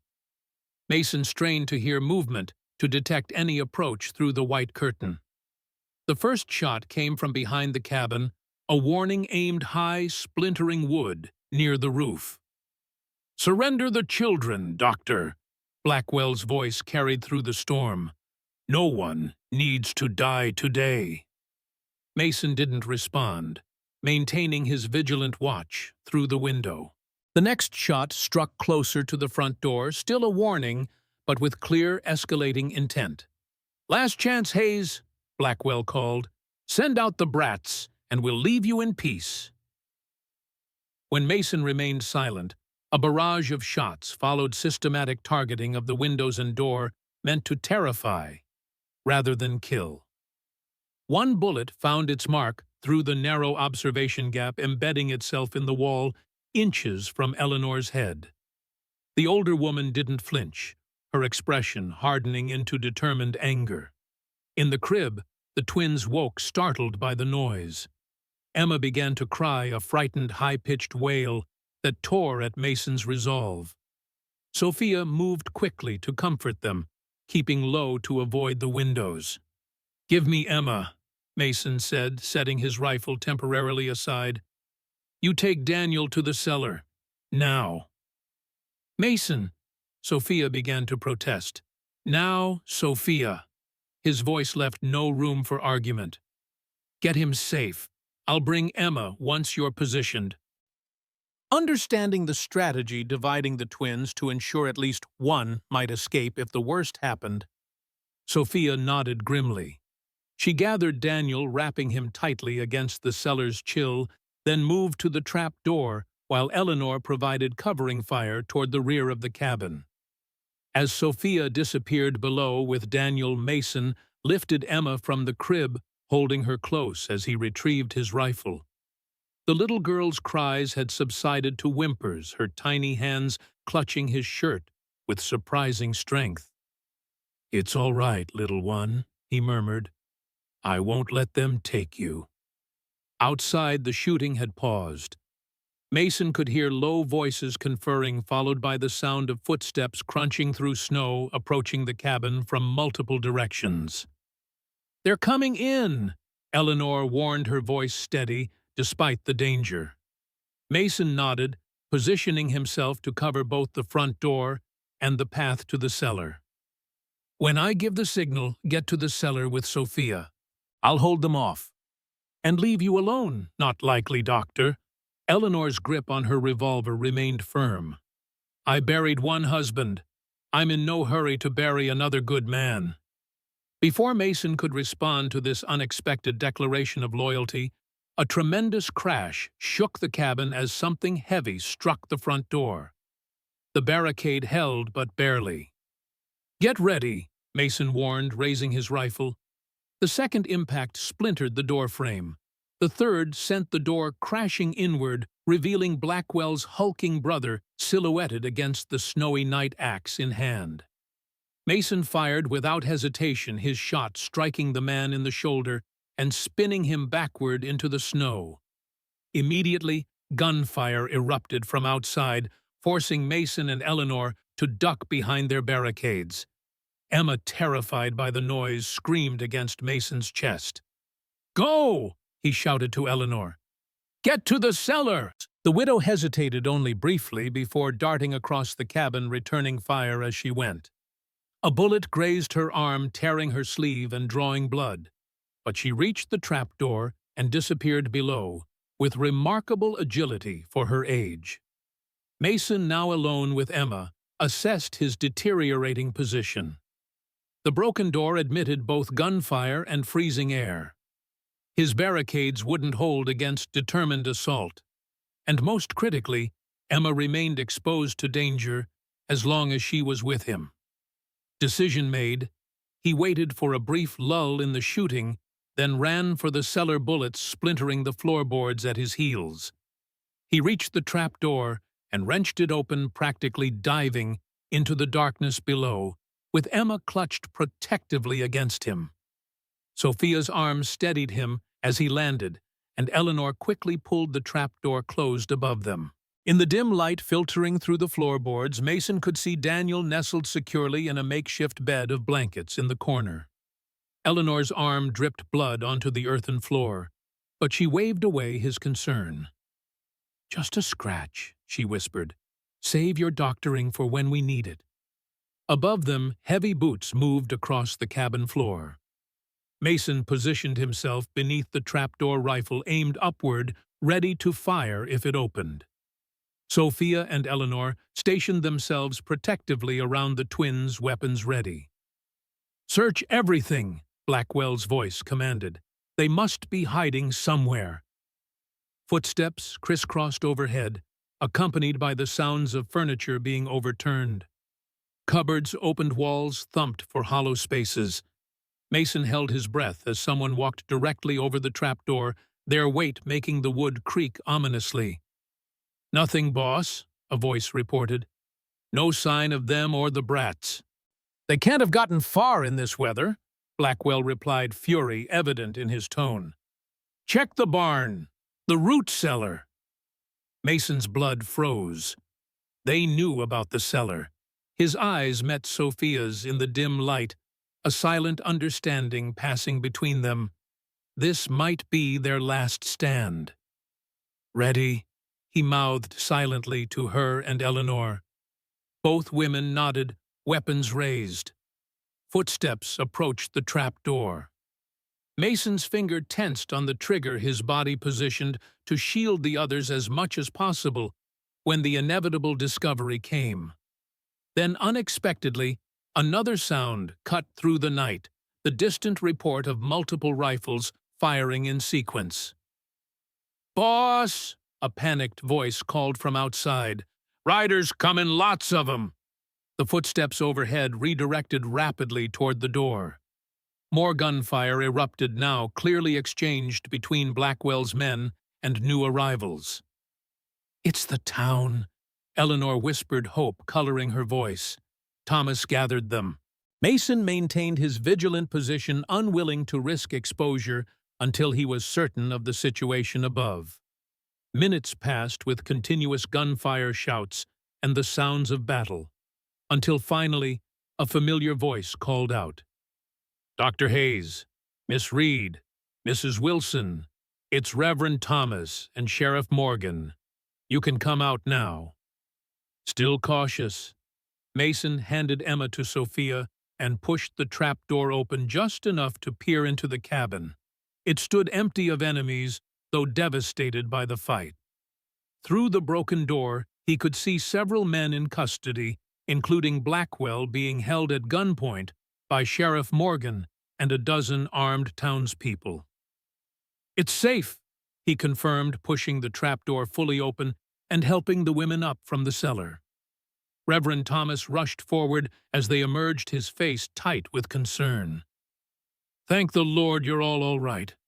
When we heard the shooting—" "Perfect timing, Pastor," Eleanor said, grimacing slightly as the movement aggravated her wounded arm. "Another minute and you'd have been planning our funerals." Sheriff Morgan entered, his weathered face grim as he surveyed the damage. "Blackwell and his men will face charges for this," he promised. "Attempted murder at minimum." Mason barely heard him, focused instead on checking the twins for any injury or distress. Finding them physically unharmed if frightened, he finally allowed himself to exhale properly for the first time since the attack began. "Thank you," he said, looking around at the townspeople who had come to their defense. "All of you." "This is what neighbors do, Doctor," Thomas replied simply. "Especially for children who need protection." As the adrenaline of battle faded, exhaustion claimed its place. Mason found himself leaning against the wall. Emma still clutched in his arms, watching as the community he'd kept at arm's length for months now worked together to secure his home and tend to Eleanor's wound. Sophia appeared at his side, Daniel sleeping peacefully against her shoulder, despite the chaos around them. Her face showed the same bone-deep weariness Mason felt, but beneath it, something else, a quiet determination, a solidarity. "You were right," Mason admitted softly. "About what even the best surgeon can't operate alone." He met her gaze directly. "Thank you for being here, Sophia, for helping me protect them." She smiled, a genuine, unguarded expression that transformed her serious face. "They're worth protecting," she said simply. "And so, I think, are you." As the night wore on and the cabin gradually returned to a semblance of order under the townsfolk's efforts, Mason found himself watching Sophia with new eyes. She moved through the space with comfortable familiarity, directing repairs, comforting the twins, working alongside people she'd known for less than a week, as if she'd always belonged among them. "Among us," Mason corrected mentally, because somehow in the midst of danger and desperation, they had become a unit, not just he and the twins, but Sophia too. A strange, unexpected family forged in the crucible of shared purpose. The thought should have terrified him, this new attachment forming after he'd sworn never to risk such vulnerability again. Instead, as he watched Sophia gently rock Daniel back to sleep, he felt something long dormant stirring in his chest, not replacing what he'd lost, but growing alongside it. Hope, fragile but persistent, like the first green shoots after a devastating fire. The days following Blackwell's attack brought an unfamiliar sense of community to Mason Hayes's once isolated existence. Townspeople came daily to help repair the damaged cabin, bringing supplies, food, and extra hands to replace the shattered door and broken windows. Sheriff Morgan stationed a deputy nearby as a precaution, though Blackwell and his men remained securely locked in the Oak Ridge jail, awaiting transfer to the territorial prison. Mason found himself accepting this assistance with a gratitude that would have been impossible for him only weeks earlier. The twins, seemingly unaffected by the violence they'd endured, thrived amid the increased attention, Daniel's expressive eyes following the bustling activity, while Emma observed with her characteristic solemnity. Sophia had remained at the cabin, her presence now an unquestioned constant. She and Mason had settled into a comfortable routine of shared care for the twins, their former wariness gradually replaced by a wary alliance. They still maintained certain boundaries. Sophia slept on a pallet near the fire, while Mason took the small bedroom, but their medical backgrounds provided common ground that bridged other differences. "His weight gain is impressive," Sophia noted one morning as she examined Daniel, who squirmed impatiently under her gentle hands. "Nearly a pound since I first arrived." Mason nodded, pride evident despite his attempt at clinical detachment. "Emma's progressing more slowly, but steadily. Her breathing has improved significantly." "They're fighters," Sophia agreed, tickling Daniel's stomach and earning a toothless grin that transformed his serious face. "Like their father." The word no longer startled Mason as it once had. Father. He had begun to accept it, to inhabit the role with increasing confidence. His journal entries had evolved as well, shifting from purely medical observations to more personal reflections. Daniel laughed today, a real laugh triggered by Sophia's ridiculous puppet show with kitchen rags. The sound reminded me of my son in happier times. Emma watched intently, not laughing herself, but leaning forward, as if studying the mechanics of joy. These children are so different, yet equally fascinating in their development. And later, taught Sophia my method for warming milk to the perfect temperature. She improved it immediately with a technique learned from Blackfoot mothers, wrapping the bottle in warm, damp cloths. More efficient and maintains heat longer. We make a good team, combining our different knowledge bases. The children benefit from this collaboration. On the 6th day after the attack, Eleanor Wilson visited her wounded arm, now properly bandaged. She brought fresh bread and news from town. Blackwell's brother is talking, she reported, settling at the table while Sophia prepared tea. Trying to save his own skin by turning on Victor. Mason looked up from where he sat mending a torn blanket, a skill he'd recently acquired from necessity. What's he saying? That Blackwell's been running more than just a small-time criminal operation. Apparently, he's been trafficking children from the reservations for years, selling them to families back east who want exotic adoptions or cheap labor. Eleanor's face tightened with disgust. Says these twins were special, though. Blackwell was particularly interested in them. Did he say why? Sophia asked, her hands oddly still as she placed the teacups on the table. Eleanor shook her head. Not details Sheriff would share, at least. But there's more. A woman arrived in town yesterday asking about the twins. Mason tensed immediately, protective instincts flaring. What woman? Blackfoot elder by her dress and manner. Called herself Hannah. Sheriff's talking to her now, trying to determine her connection. Sophia's cup clattered against its saucer, drawing both Eleanor and Mason's attention. Her face had paled slightly. Did you catch her full name? She asked, voice carefully neutral. Hannah something or other? Eleanor replied, watching Sophia closely. Blackfoot names are hard for me to pronounce. Why do you know her? I've worked with many Blackfoot elders in my time at the reservation clinic, Sophia said, recovering her composure. It's possible she's someone I've met. Mason didn't believe this casual dismissal for a moment, but he chose not to press the issue with Eleanor present. Later, after the older woman had departed with promises to return the following day, he confronted Sophia as she folded laundry near the fire. You recognize the name Hannah mentioned, he said directly. Who is she? Sophia continued folding a small blanket with precise movements. As I said, I've worked with many Blackfoot— Stop, Mason interrupted. No more evasion, Sophia. Not after everything we've been through. Who is this woman and what does she want with the twins? Sophia's hands stilled. She looked up, meeting his gaze with resignation. She's likely their grandmother, she admitted quietly. Hannah Blackfoot is a respected elder and healer among her people. Her daughter married outside the tribe against Hannah's wishes and was subsequently disowned. If Hannah is here, she's come to claim her grandchildren. Mason finished, the implication settling like a stone in his stomach. Sophia nodded. It would be her right by both white and tribal law, assuming she can prove the relationship. Mason moved to the crib where the twins napped, his hand resting protectively on the wooden rail.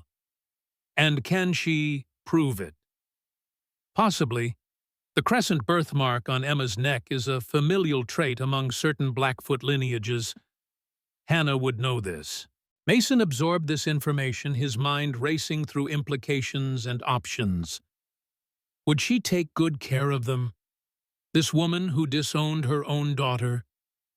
Sophia's expression softened with understanding. Hannah is stern, but not cruel. Her rejection of her daughter was about tribal politics, not lack of love. The twins would be raised with knowledge of their heritage, with status as the grandchildren of a respected elder. But separated from each other, Mason noted. Raised in different lodges according to their gender, as is Blackfoot custom for orphans. Sophia's eyebrows rose slightly. You've studied their practices. I told you before I've considered everything about these children's future. Mason turned to face her fully, including the possibility of their relatives appearing one day. A tense silence filled the cabin, broken only by Emma's soft sigh as she shifted in her sleep. Finally, Sophia spoke. What will you do if Hannah claims them? Mason's jaw tightened. They're my children now. I won't give them up, even if it means denying them their heritage, their blood connection. I won't deny them anything, Mason countered. I'll teach them about their mother's people, bring them to ceremonies when they're older, ensure they know both worlds. But I won't separate them from each other or from—" He hesitated. "From you," Sophia finished softly. "Their father." Mason nodded the word, settling more comfortably now. "From their family." Sophia studied him for a long moment, something unreadable in her expression. "And what about me, Mason? Where do I fit in this family you're creating?" The question caught him off guard. In the chaos of recent events, they hadn't addressed the conclusion of their original agreement. The seventh day had come and gone, without mention, both of them tacitly continuing their shared care of the twins. "You've become essential to them," Mason said carefully. "To us. I would never prevent you from being part of their lives." "That's not what I asked." The directness of her gaze challenged him to equal honesty. Mason took a deep breath. "I don't know exactly what this is between us, Sophia. I know I trust you with the twins more than anyone else. I know we work well together. I know that when I thought Blackwell might kill us all, one of my greatest regrets was that we might never learn who we could be to each other." Sophia's expression softened. "And who do you think we could be?" Before Mason could answer, a knock at the door interrupted the moment. They exchanged glances, the unfinished conversation hanging between them as Mason moved to answer. Sheriff Morgan stood on the porch, his weathered face grave. Beside him stood an elderly Blackfoot woman wrapped in a blanket adorned with intricate patterns. Her face was deeply lined, her long gray hair braided and wrapped with leather. Despite her age, she stood straight and proud, dark eyes sharp as they assessed Mason. "Dr. Hayes," the sheriff began, "this is Hannah Blackfoot. She's come about the children." Mason held the door wider, a silent invitation they accepted. Hannah entered with dignified steps, her gaze immediately finding the crib where the twins slept. She moved toward them with single-minded purpose, but stopped abruptly when she caught sight of Sophia. The two women stared at each other, a complex history, evident in their mutual recognition. "Little dove," Hannah said in English, her voice rough with age, but clear. "I did not expect to find you here." "Hannah," Sophia replied with a respectful nod. "It's been a long time." Mason looked between them, confused. "Little dove." "My Blackfoot name," Sophia explained, not taking her eyes from Hannah. "Given to me when I lived among the people." Sheriff Morgan cleared his throat uncomfortably. "Mrs. Blackfoot has documentation regarding her relationship to the infants, birth records from the reservation showing her daughter as their mother." Hannah finally turned her attention to Mason. "My daughter, Singing Rain, left our people for a white man. I told her no good would come of it." Her weathered face showed no emotion, but her voice carried old pain.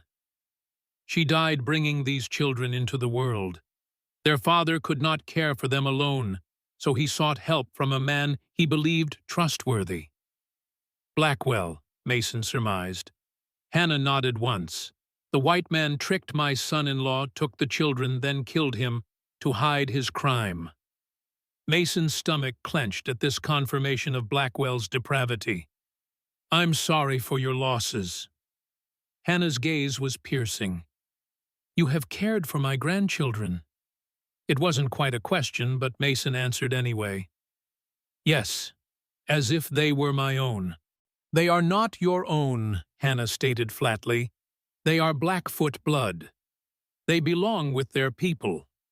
Mason felt Sophia move to stand beside him, a silent show of support. "They belong where they're loved and safe," he countered. "I believe that's here with us." Hannah's eyes narrowed slightly. "Us," Sophia stepped forward. "Hannah, I've been helping Dr. Hayes care for the children. They're thriving here." The older woman studied Sophia with shrewd assessment. You always had a soft heart for lost children, little dove, even when it led you to break our laws. Mason glanced at Sophia, sensing another piece of her mysterious past, but focused on the immediate concern. May I ask why you've come now? These children have been missing for weeks. Word travels slowly between worlds, Hannah replied. I learned of my daughter's death only days ago, when a trader brought news from the town near where she lived. I came immediately to find her children. She moved closer to the crib, looking down at the sleeping infants with an inscrutable expression. The girl has the mark, she noted, spotting Emma's crescent birthmark. The sign of my mother's line. Her name is Emma, Mason said. The boy is Daniel. Hannah's weathered hand hovered over Emma's sleeping form. These are not their true names. They're the names they know, Mason replied firmly. The names they've responded to since I brought them home. Sheriff Morgan shifted uncomfortably. Dr. Hayes, Mrs. Blackfoot, has legal claim as next of kin. The territorial court will likely rule in her favor. And separate brother from sister, Mason challenged. Send them from the only home they've known to live among strangers. Not strangers, Hannah corrected. Family. Blood. Mason felt his control slipping, fear and anger rising as the possibility of losing the twins became increasingly real. They're too young to be separated. They need consistency, stability. Medical care I can provide. Our healers have cared for our children since before white doctors came to these lands, Hannah replied, a hint of sharpness entering her tone. The tension in the room escalated until Sophia unexpectedly intervened. Hannah, she said, shifting to the Blackfoot language with surprising fluency. Mason and the sheriff watched in confusion as the two women conversed in the musical syllables of the tribal tongue. Sophia's expression, earnest, Hannah's gradually softening from stern resistance to thoughtful consideration. Finally, Hannah nodded once and returned to English. Little Dove suggests wisdom. I will stay in your town for 3 days. I will observe how you care for my grandchildren. Then I will decide. Relief flooded Mason, though he knew this represented only a temporary reprieve. You're welcome to stay here, he offered, surprising himself with the invitation. Hannah shook her head. I will stay with the woman called Eleanor. She has offered her home. She moved toward the door, then paused, looking back at the twins. Tomorrow I will return. We will speak more of what is best for the children of my daughter's body. After Hannah and the sheriff departed, Mason turned to Sophia with burning questions. Little Dove, you speak Blackfoot. What aren't you telling me, Sophia? She sighed, the weight of secrets visibly heavy on her shoulders. More than I can explain in a single conversation. But you deserve the truth, especially now. She moved to sit by the fire, gathering her thoughts. I wasn't just a nurse at the reservation clinic. I lived among the Blackfoot for nearly 2 years, learning their healing practices, becoming part of their community. Hannah was my teacher. Mason joined her, processing this revelation. Why did you leave? Sophia stared into the flames, her expression distant.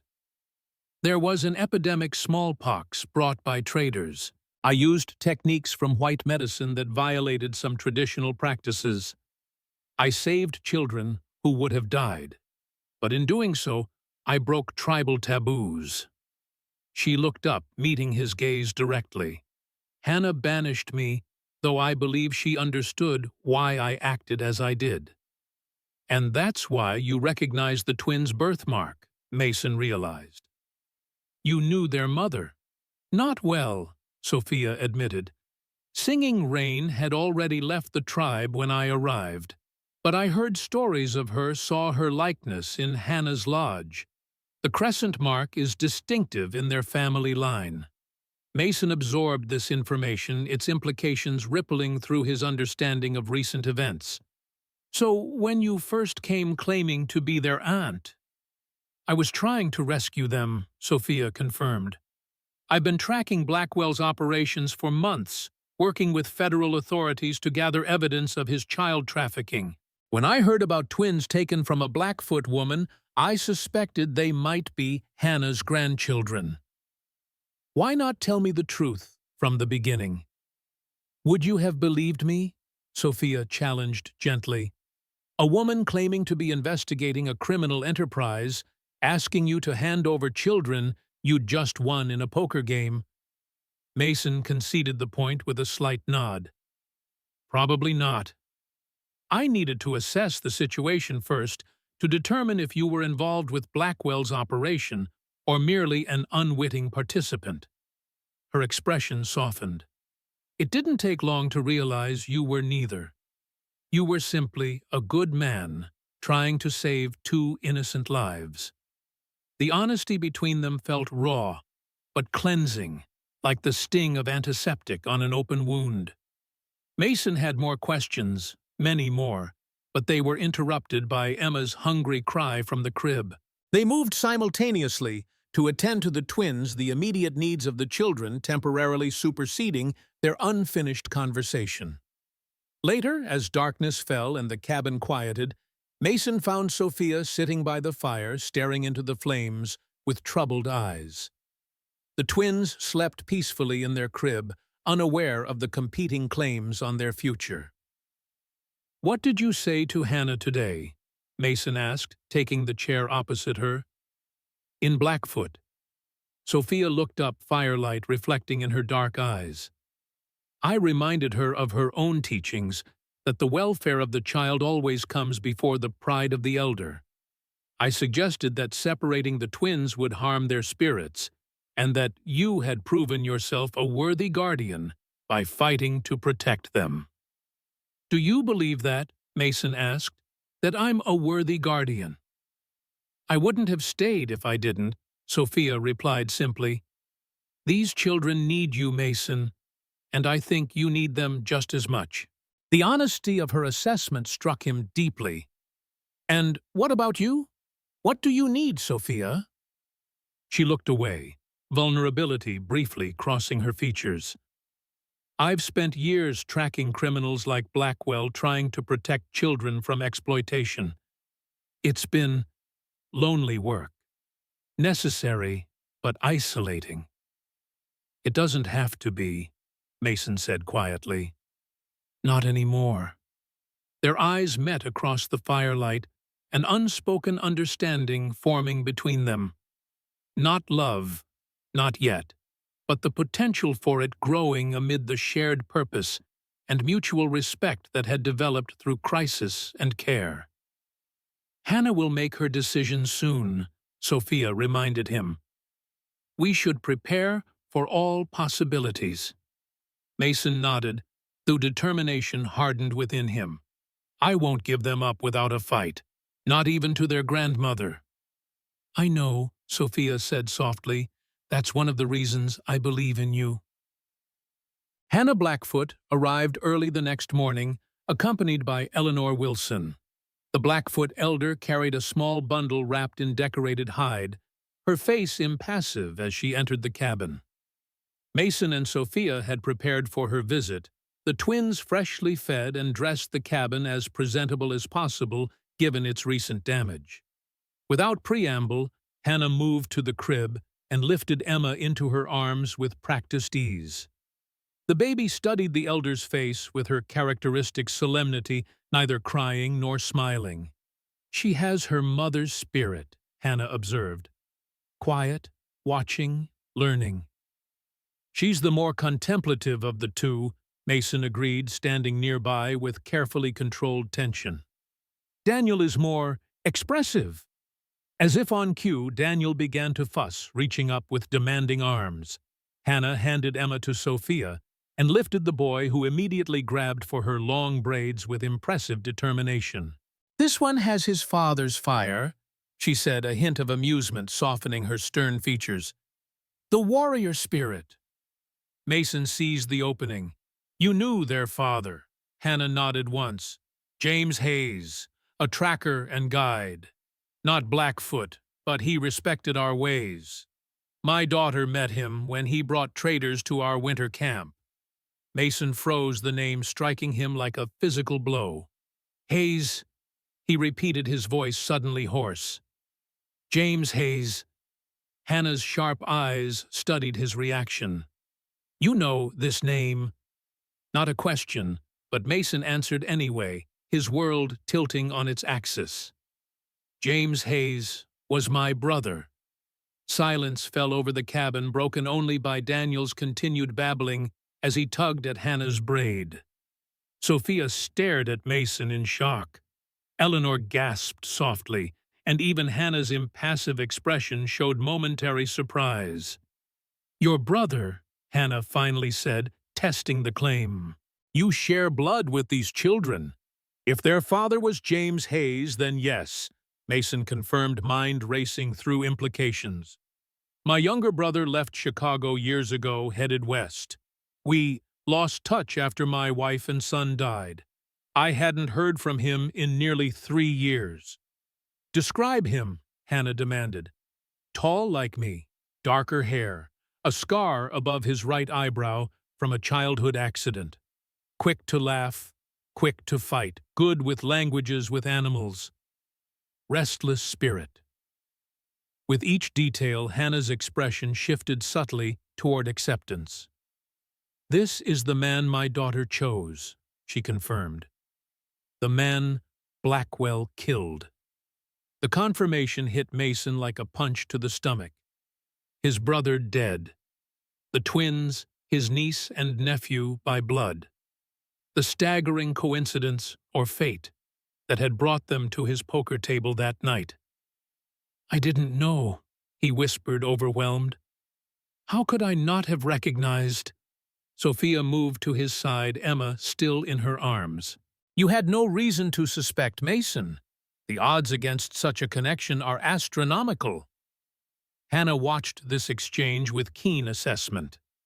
The Great Spirit works in ways we cannot understand, she said finally. Perhaps this is why you felt drawn to these children from the beginning.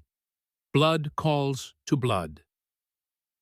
Eleanor, who had remained silent throughout this revelation, stepped forward. Does this change your claim, Mrs. Blackfoot knowing Dr. Hayes is their uncle by blood? Hannah considered the question, her weathered face unreadable as she looked from Mason to the children and back again. It changes things, she acknowledged.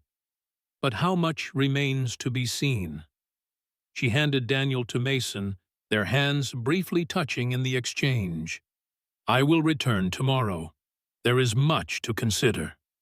After Hannah and Eleanor departed, Mason sat heavily in his chair, Daniel squirming in his lap, while Sophia continued to hold Emma. The revelation left him reeling, memories of his younger brother, flooding back James's laughter, his rebellious spirit, his constant search for adventure, while Mason pursued medical stability and prestige.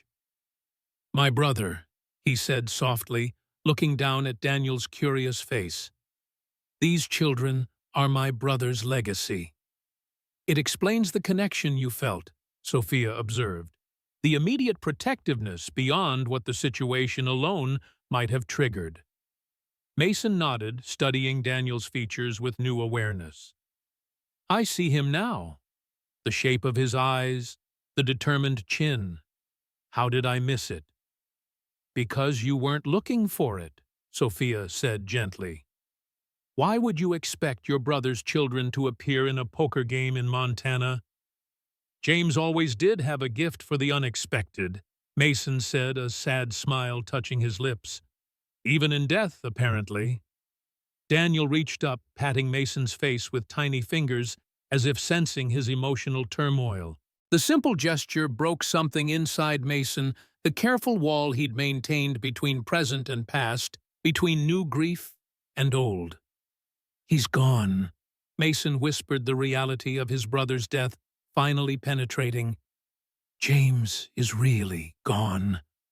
Sophia moved to sit beside him, Emma cradled in one arm, while her free hand covered Mason's. I'm so sorry, Mason. They sat together in shared silence, the twins between them, as Mason processed this new loss, layered atop so many others. Yet, amid the grief, came a strange sense of purpose, a clarity that had been missing since he'd fled Chicago. "They're my family," he said, finally looking from Daniel to Emma. "The last of my blood, of James's blood." "Yes," Sophia agreed softly. "They are." Mason looked up, meeting her gaze. Will Hannah recognize that claim? Will it be enough? "I don't know," Sophia admitted. "Blood matters deeply to the Blackfoot, but so does tradition. The children are half Blackfoot grandchildren of a respected elder. In tribal law, that gives Hannah significant rights. And in white law, my claim as their uncle would typically supersede a maternal grandmother's," Mason added, thinking aloud, "particularly given my profession and resources compared to reservation conditions." Setting law aside, Sophia said carefully, "What do you believe is truly best for Emma and Daniel?" The question forced Mason to look beyond his own desires, beyond his newly discovered blood connection. He thought of Hannah's obvious knowledge of childcare, of the twins' Blackfoot heritage, that he could never fully provide, of the importance of cultural identity in shaping a person's sense of self. "They need both," he said finally. "Their father's world and their mother's. Their white heritage and their Blackfoot roots." He looked at Sophia. "Is there a way, some compromise that serves their needs rather than the adults' competing claims?" Sophia's expression brightened with sudden inspiration. "Perhaps there is. Something not common, but not without precedent among the Blackfoot." "What do you mean?" "A shared guardianship," she explained. "Hannah would be recognized as their blood elder responsible for their spiritual and cultural education. You would be their primary caretaker, responsible for their daily needs and education in white society. They would spend time in both worlds as they grow." Mason considered this possibility. Would Hannah agree to such an arrangement? "It's not traditional," Sophia admitted. "But Hannah has always valued wisdom over rigid adherence to custom. If she believes it serves the children's best interests." "And what about you?" Mason asked the question, emerging before he could reconsider it. "Where would you fit in this arrangement?" Sophia's eyes widened slightly, caught off guard by the directness of his question. "I hadn't considered my own place." "I have," Mason said quietly. "You've become essential to them, Sophia. To me, whatever arrangement we make with Hannah, I want you to be part of it, if you're willing." The vulnerability in his offer hung between them, fragile and genuine. Sophia looked down at Emma in her arms, then at Daniel, then back to Mason's face. "I would need to explain some things first," she said carefully. "About my past, my work. Things you should know before making such an offer." "Then explain," Mason invited. "We have time." Sophia nodded, shifting Emma to a more comfortable position. "After the war, I worked as a nurse in various frontier settings, eventually joining a government initiative to improve medical care on reservations. That's how I came to live among the Blackfoot, studying with Hannah." She paused, gathering her thoughts. "During that time, I began to notice patterns, children disappearing from communities, particularly mixed-race children, like Emma and Daniel. Officials dismissed these disappearances as runaways or tribal relocations, but I suspected something more sinister. Blackwell's trafficking operation," Mason surmised. Sophia nodded.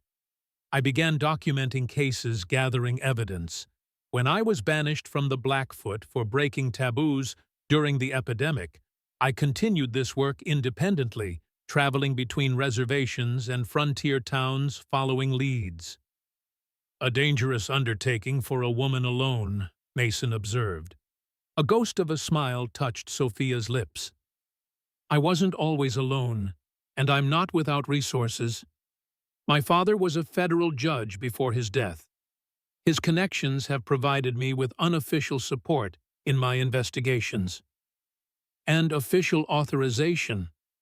Limited, she admitted. Women aren't exactly welcomed in law enforcement, but I've worked with several federal marshals who respect my expertise. Mason absorbed this information, pieces of Sophia's mysterious background, finally aligning into a coherent picture. So, when you came here claiming to be the twins' aunt, I was following information about Blackwell's latest acquisition twins taken from a Blackfoot woman, Sophia confirmed. I didn't know they were Hannah's grandchildren specifically, but I suspected they might be from her band based on descriptions of a crescent birthmark. And you didn't know they were my brother's children, Mason added. How could I? The connection is extraordinary, Mason. Almost providential, he finished. As if they were meant to find me, to find us. The word hung between them, weighted with implication. Sophia didn't reject it, her expression softening as she looked from Emma to Mason. Perhaps they were, she agreed quietly. Daniel chose that moment to vocalize loudly, breaking the intimate atmosphere. Both adults smiled, returning their attention to the twins' immediate needs. Yet, as they moved through the familiar routine of feeding and changing, Mason felt a shift in their dynamic, a deepening connection forged through shared purpose and newfound honesty. Later, as evening fell and the twins slept peacefully, Mason found Sophia at the table writing in her journal. She looked up as he approached, setting her pen aside. "I've been thinking about what to propose to Hannah tomorrow," she said, "a formal arrangement that honors both bloodlines." Mason nodded, taking the seat opposite her. "And have you considered my question about your place in this arrangement?" Sophia met his gaze directly. "I have, and before I answer, there's one more thing you should know." She took a deep breath. "The work I've been doing, tracking Blackwell and others like him, it's important. I can't simply abandon it even for—" She hesitated. "Even for us," Mason completed. "For the family we might become." "Yes." Her voice was steady, but vulnerability showed in her eyes. "These children mean everything to me, Mason. You—" She paused again. "You have come to mean a great deal as well. But I made a promise to other children, other families torn apart by men like Blackwell." Mason reached across the table, covering her hand with his. "I would never ask you to abandon your purpose, Sophia. It's part of who you are, part of what I've come to admire about you." Surprise flickered across her face. "You don't mind that you're dedicated to protecting children from monsters, that you've risked your life to save others." Mason shook his head. "I mind that it might take you away sometimes. I mind the danger it puts you in. But I understand purpose, Sophia. I was a doctor. Remember, I know what it means to be called to something larger than yourself." Relief softened her features. "Then, yes, Mason. I want to be part of whatever family we create with Emma and Daniel, through whatever arrangement we make with Hannah." The simple declaration settled between them not quite a promise, but more than mere acceptance. A beginning, perhaps. A foundation upon which something permanent might be built. "Then we'll propose it to her together," Mason decided. "A shared guardianship that honors all the connections these children need." Outside, snow began to fall again, soft flakes drifting past the window like whispered possibilities.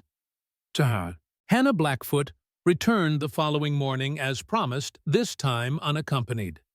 She carried a small leather pouch, in addition to her usual blanket, her bearing as dignified as ever as she entered the cabin. Mason and Sophia had prepared for this meeting, the twins freshly fed and content, their proposal carefully considered. Before they could begin, however, Hannah raised a hand for silence. "I have dreamed," she announced, her voice carrying the weight of spiritual authority. "The ancestors have spoken to me about these children." Mason and Sophia exchanged glances, but remained respectfully silent.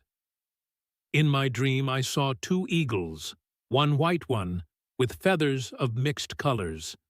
They circled high above two young ones in a nest built between two worlds.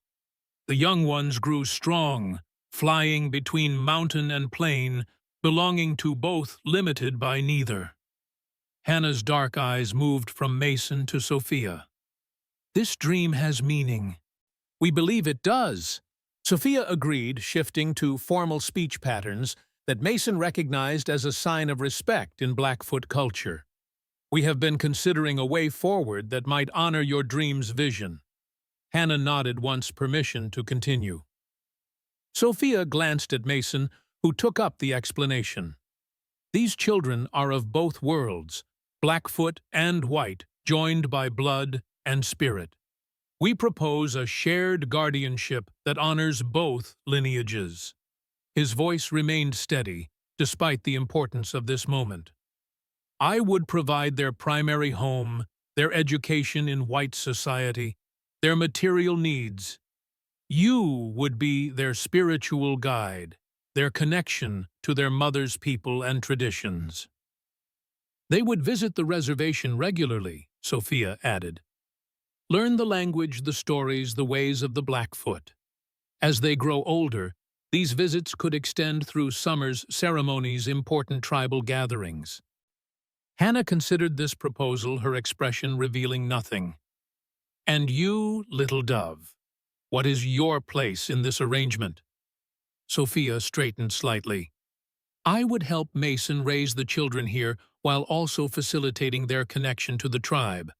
I know both worlds, both languages." "You would be as their mother," Hannah observed. "I would care for them as a mother would," Sophia acknowledged carefully. "With your blessing." Hannah moved to the crib, looking down at the twins, who watched her with curious eyes. For a long moment, she remained silent, communing with thoughts or spirits unknown to the others present. Finally, she turned back to face them. "The dream showed two eagles caring for the young ones," she said. "Not one. This is significant." She removed something from the leather pouch, a small carved stone pendant on a leather cord. "This belonged to my daughter, Singing Rain. It should pass to her children." She placed the pendant gently in the crib between Emma and Daniel. "I accept your proposal with conditions. The children will receive their Blackfoot names in a proper ceremony before the next full moon. They will visit my lodge for one turning of the seasons each year. And when they reach the age of choosing, they will decide for themselves which world calls their spirit more strongly." Relief washed through Mason so profound, he momentarily closed his eyes to maintain composure. "Thank you, Hannah. We accept these conditions." "There is one more thing," Hannah said, her voice taking on unexpected warmth. "My son-in-law spoke of his brother, often the healer from the East, who had lost his way. James believed you would find each other again someday." Her weathered hand touched Mason's arm briefly. "He would be pleased to know his children found their way to you." The simple statement broke through Mason's careful control.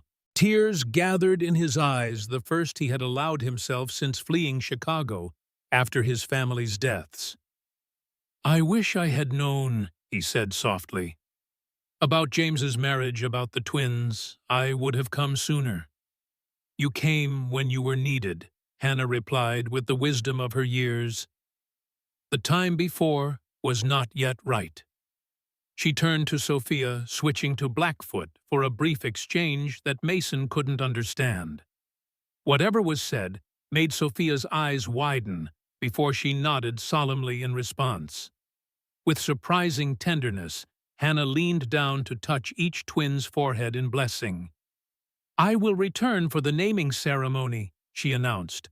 "Prepare them well." After she departed, Mason turned to Sophia. "What did she say to you in Blackfoot?" Sophia's expression held wonder and a touch of reverence.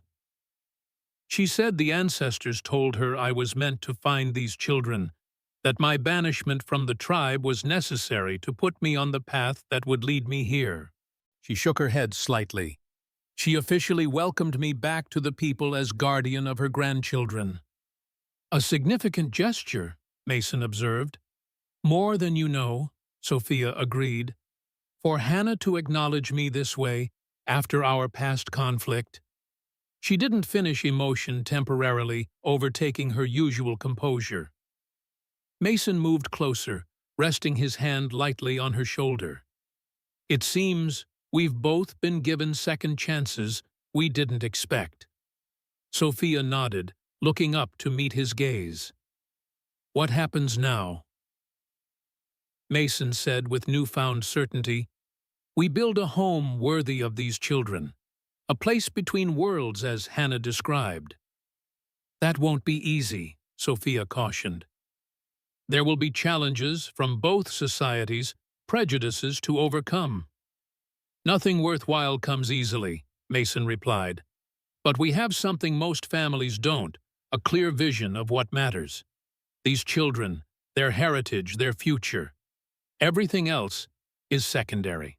Emma chose that moment to demand attention with an insistent cry, followed immediately by Daniel's sympathetic wailing. Mason and Sophia moved in practiced unison to attend to them, falling into the comfortable rhythm they'd developed over weeks of shared care. As Mason lifted Daniel, the boy's tiny hand reached for his face with surprising strength.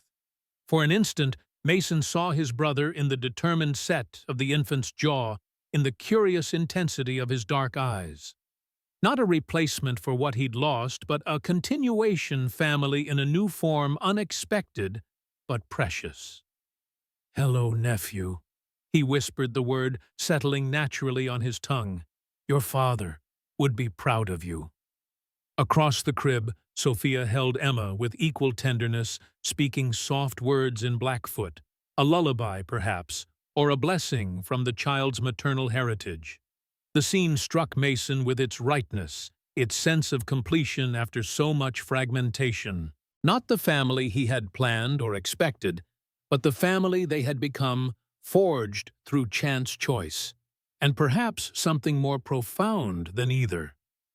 A doctor who had lost everything. A nurse with a mysterious mission. Two orphaned infants of mixed heritage. A Blackfoot elder carrying ancient wisdom. All connected now in a tapestry of shared purpose. As spring approached and the Montana winter gradually released its grip, Mason began plans for expanding the cabin.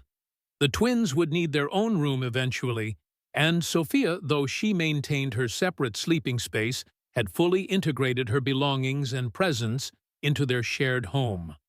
One evening, as the sunset painted the snow-covered ridge in hues of gold and pink, Mason found Sophia on the porch, watching the twins play on a blanket in the last warm light. He joined her, their shoulders touching lightly as they stood in comfortable silence. "I received a letter today," Sophia said eventually, "from my colleague in the federal marshal's office. Blackwell has been sentenced 20 years in territorial prison for kidnapping, trafficking, and murder." "Justice for James," Mason observed quietly. "And for all the other families Blackwell destroyed."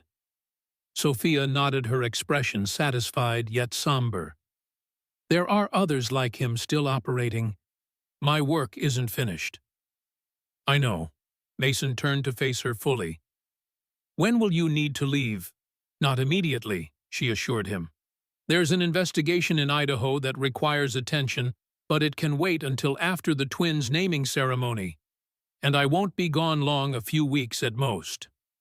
Mason nodded, accepting this reality as part of who she was, part of the arrangement they were building. "We'll be here when you return." Your family will be waiting." The word hung between them, significant and intentional. Sophia's eyes softened as she reached for his hand, twining her fingers with his. "My family," she repeated, testing the word, embracing it. "Yes, I believe you will be." They turned back to watch the twins, who had discovered the joy of mutual laughter, Emma's soft giggle triggering Daniel's more boisterous response in a cycle of shared delight. The sound echoed across the ridge, carrying with it the promise of healing, of new beginnings, built from broken pieces of a future neither of them could have imagined when fate first dealt them into the same game. Not a conventional family by any measure, not fully white, not fully Blackfoot, not bound by traditional roles or expectations, but authentic in its connections, resilient in its formation, and united in its purpose to raise these children of destiny with love drawn from both worlds that had created them. As darkness fell and stars appeared above the mountains, Mason and Sophia gathered the twins and returned to the warmth of their shared home. Outside, the Montana wind carried whispers of winter's end and spring's approach, a fitting metaphor for the season of renewal that had finally unexpectedly arrived in all their lives.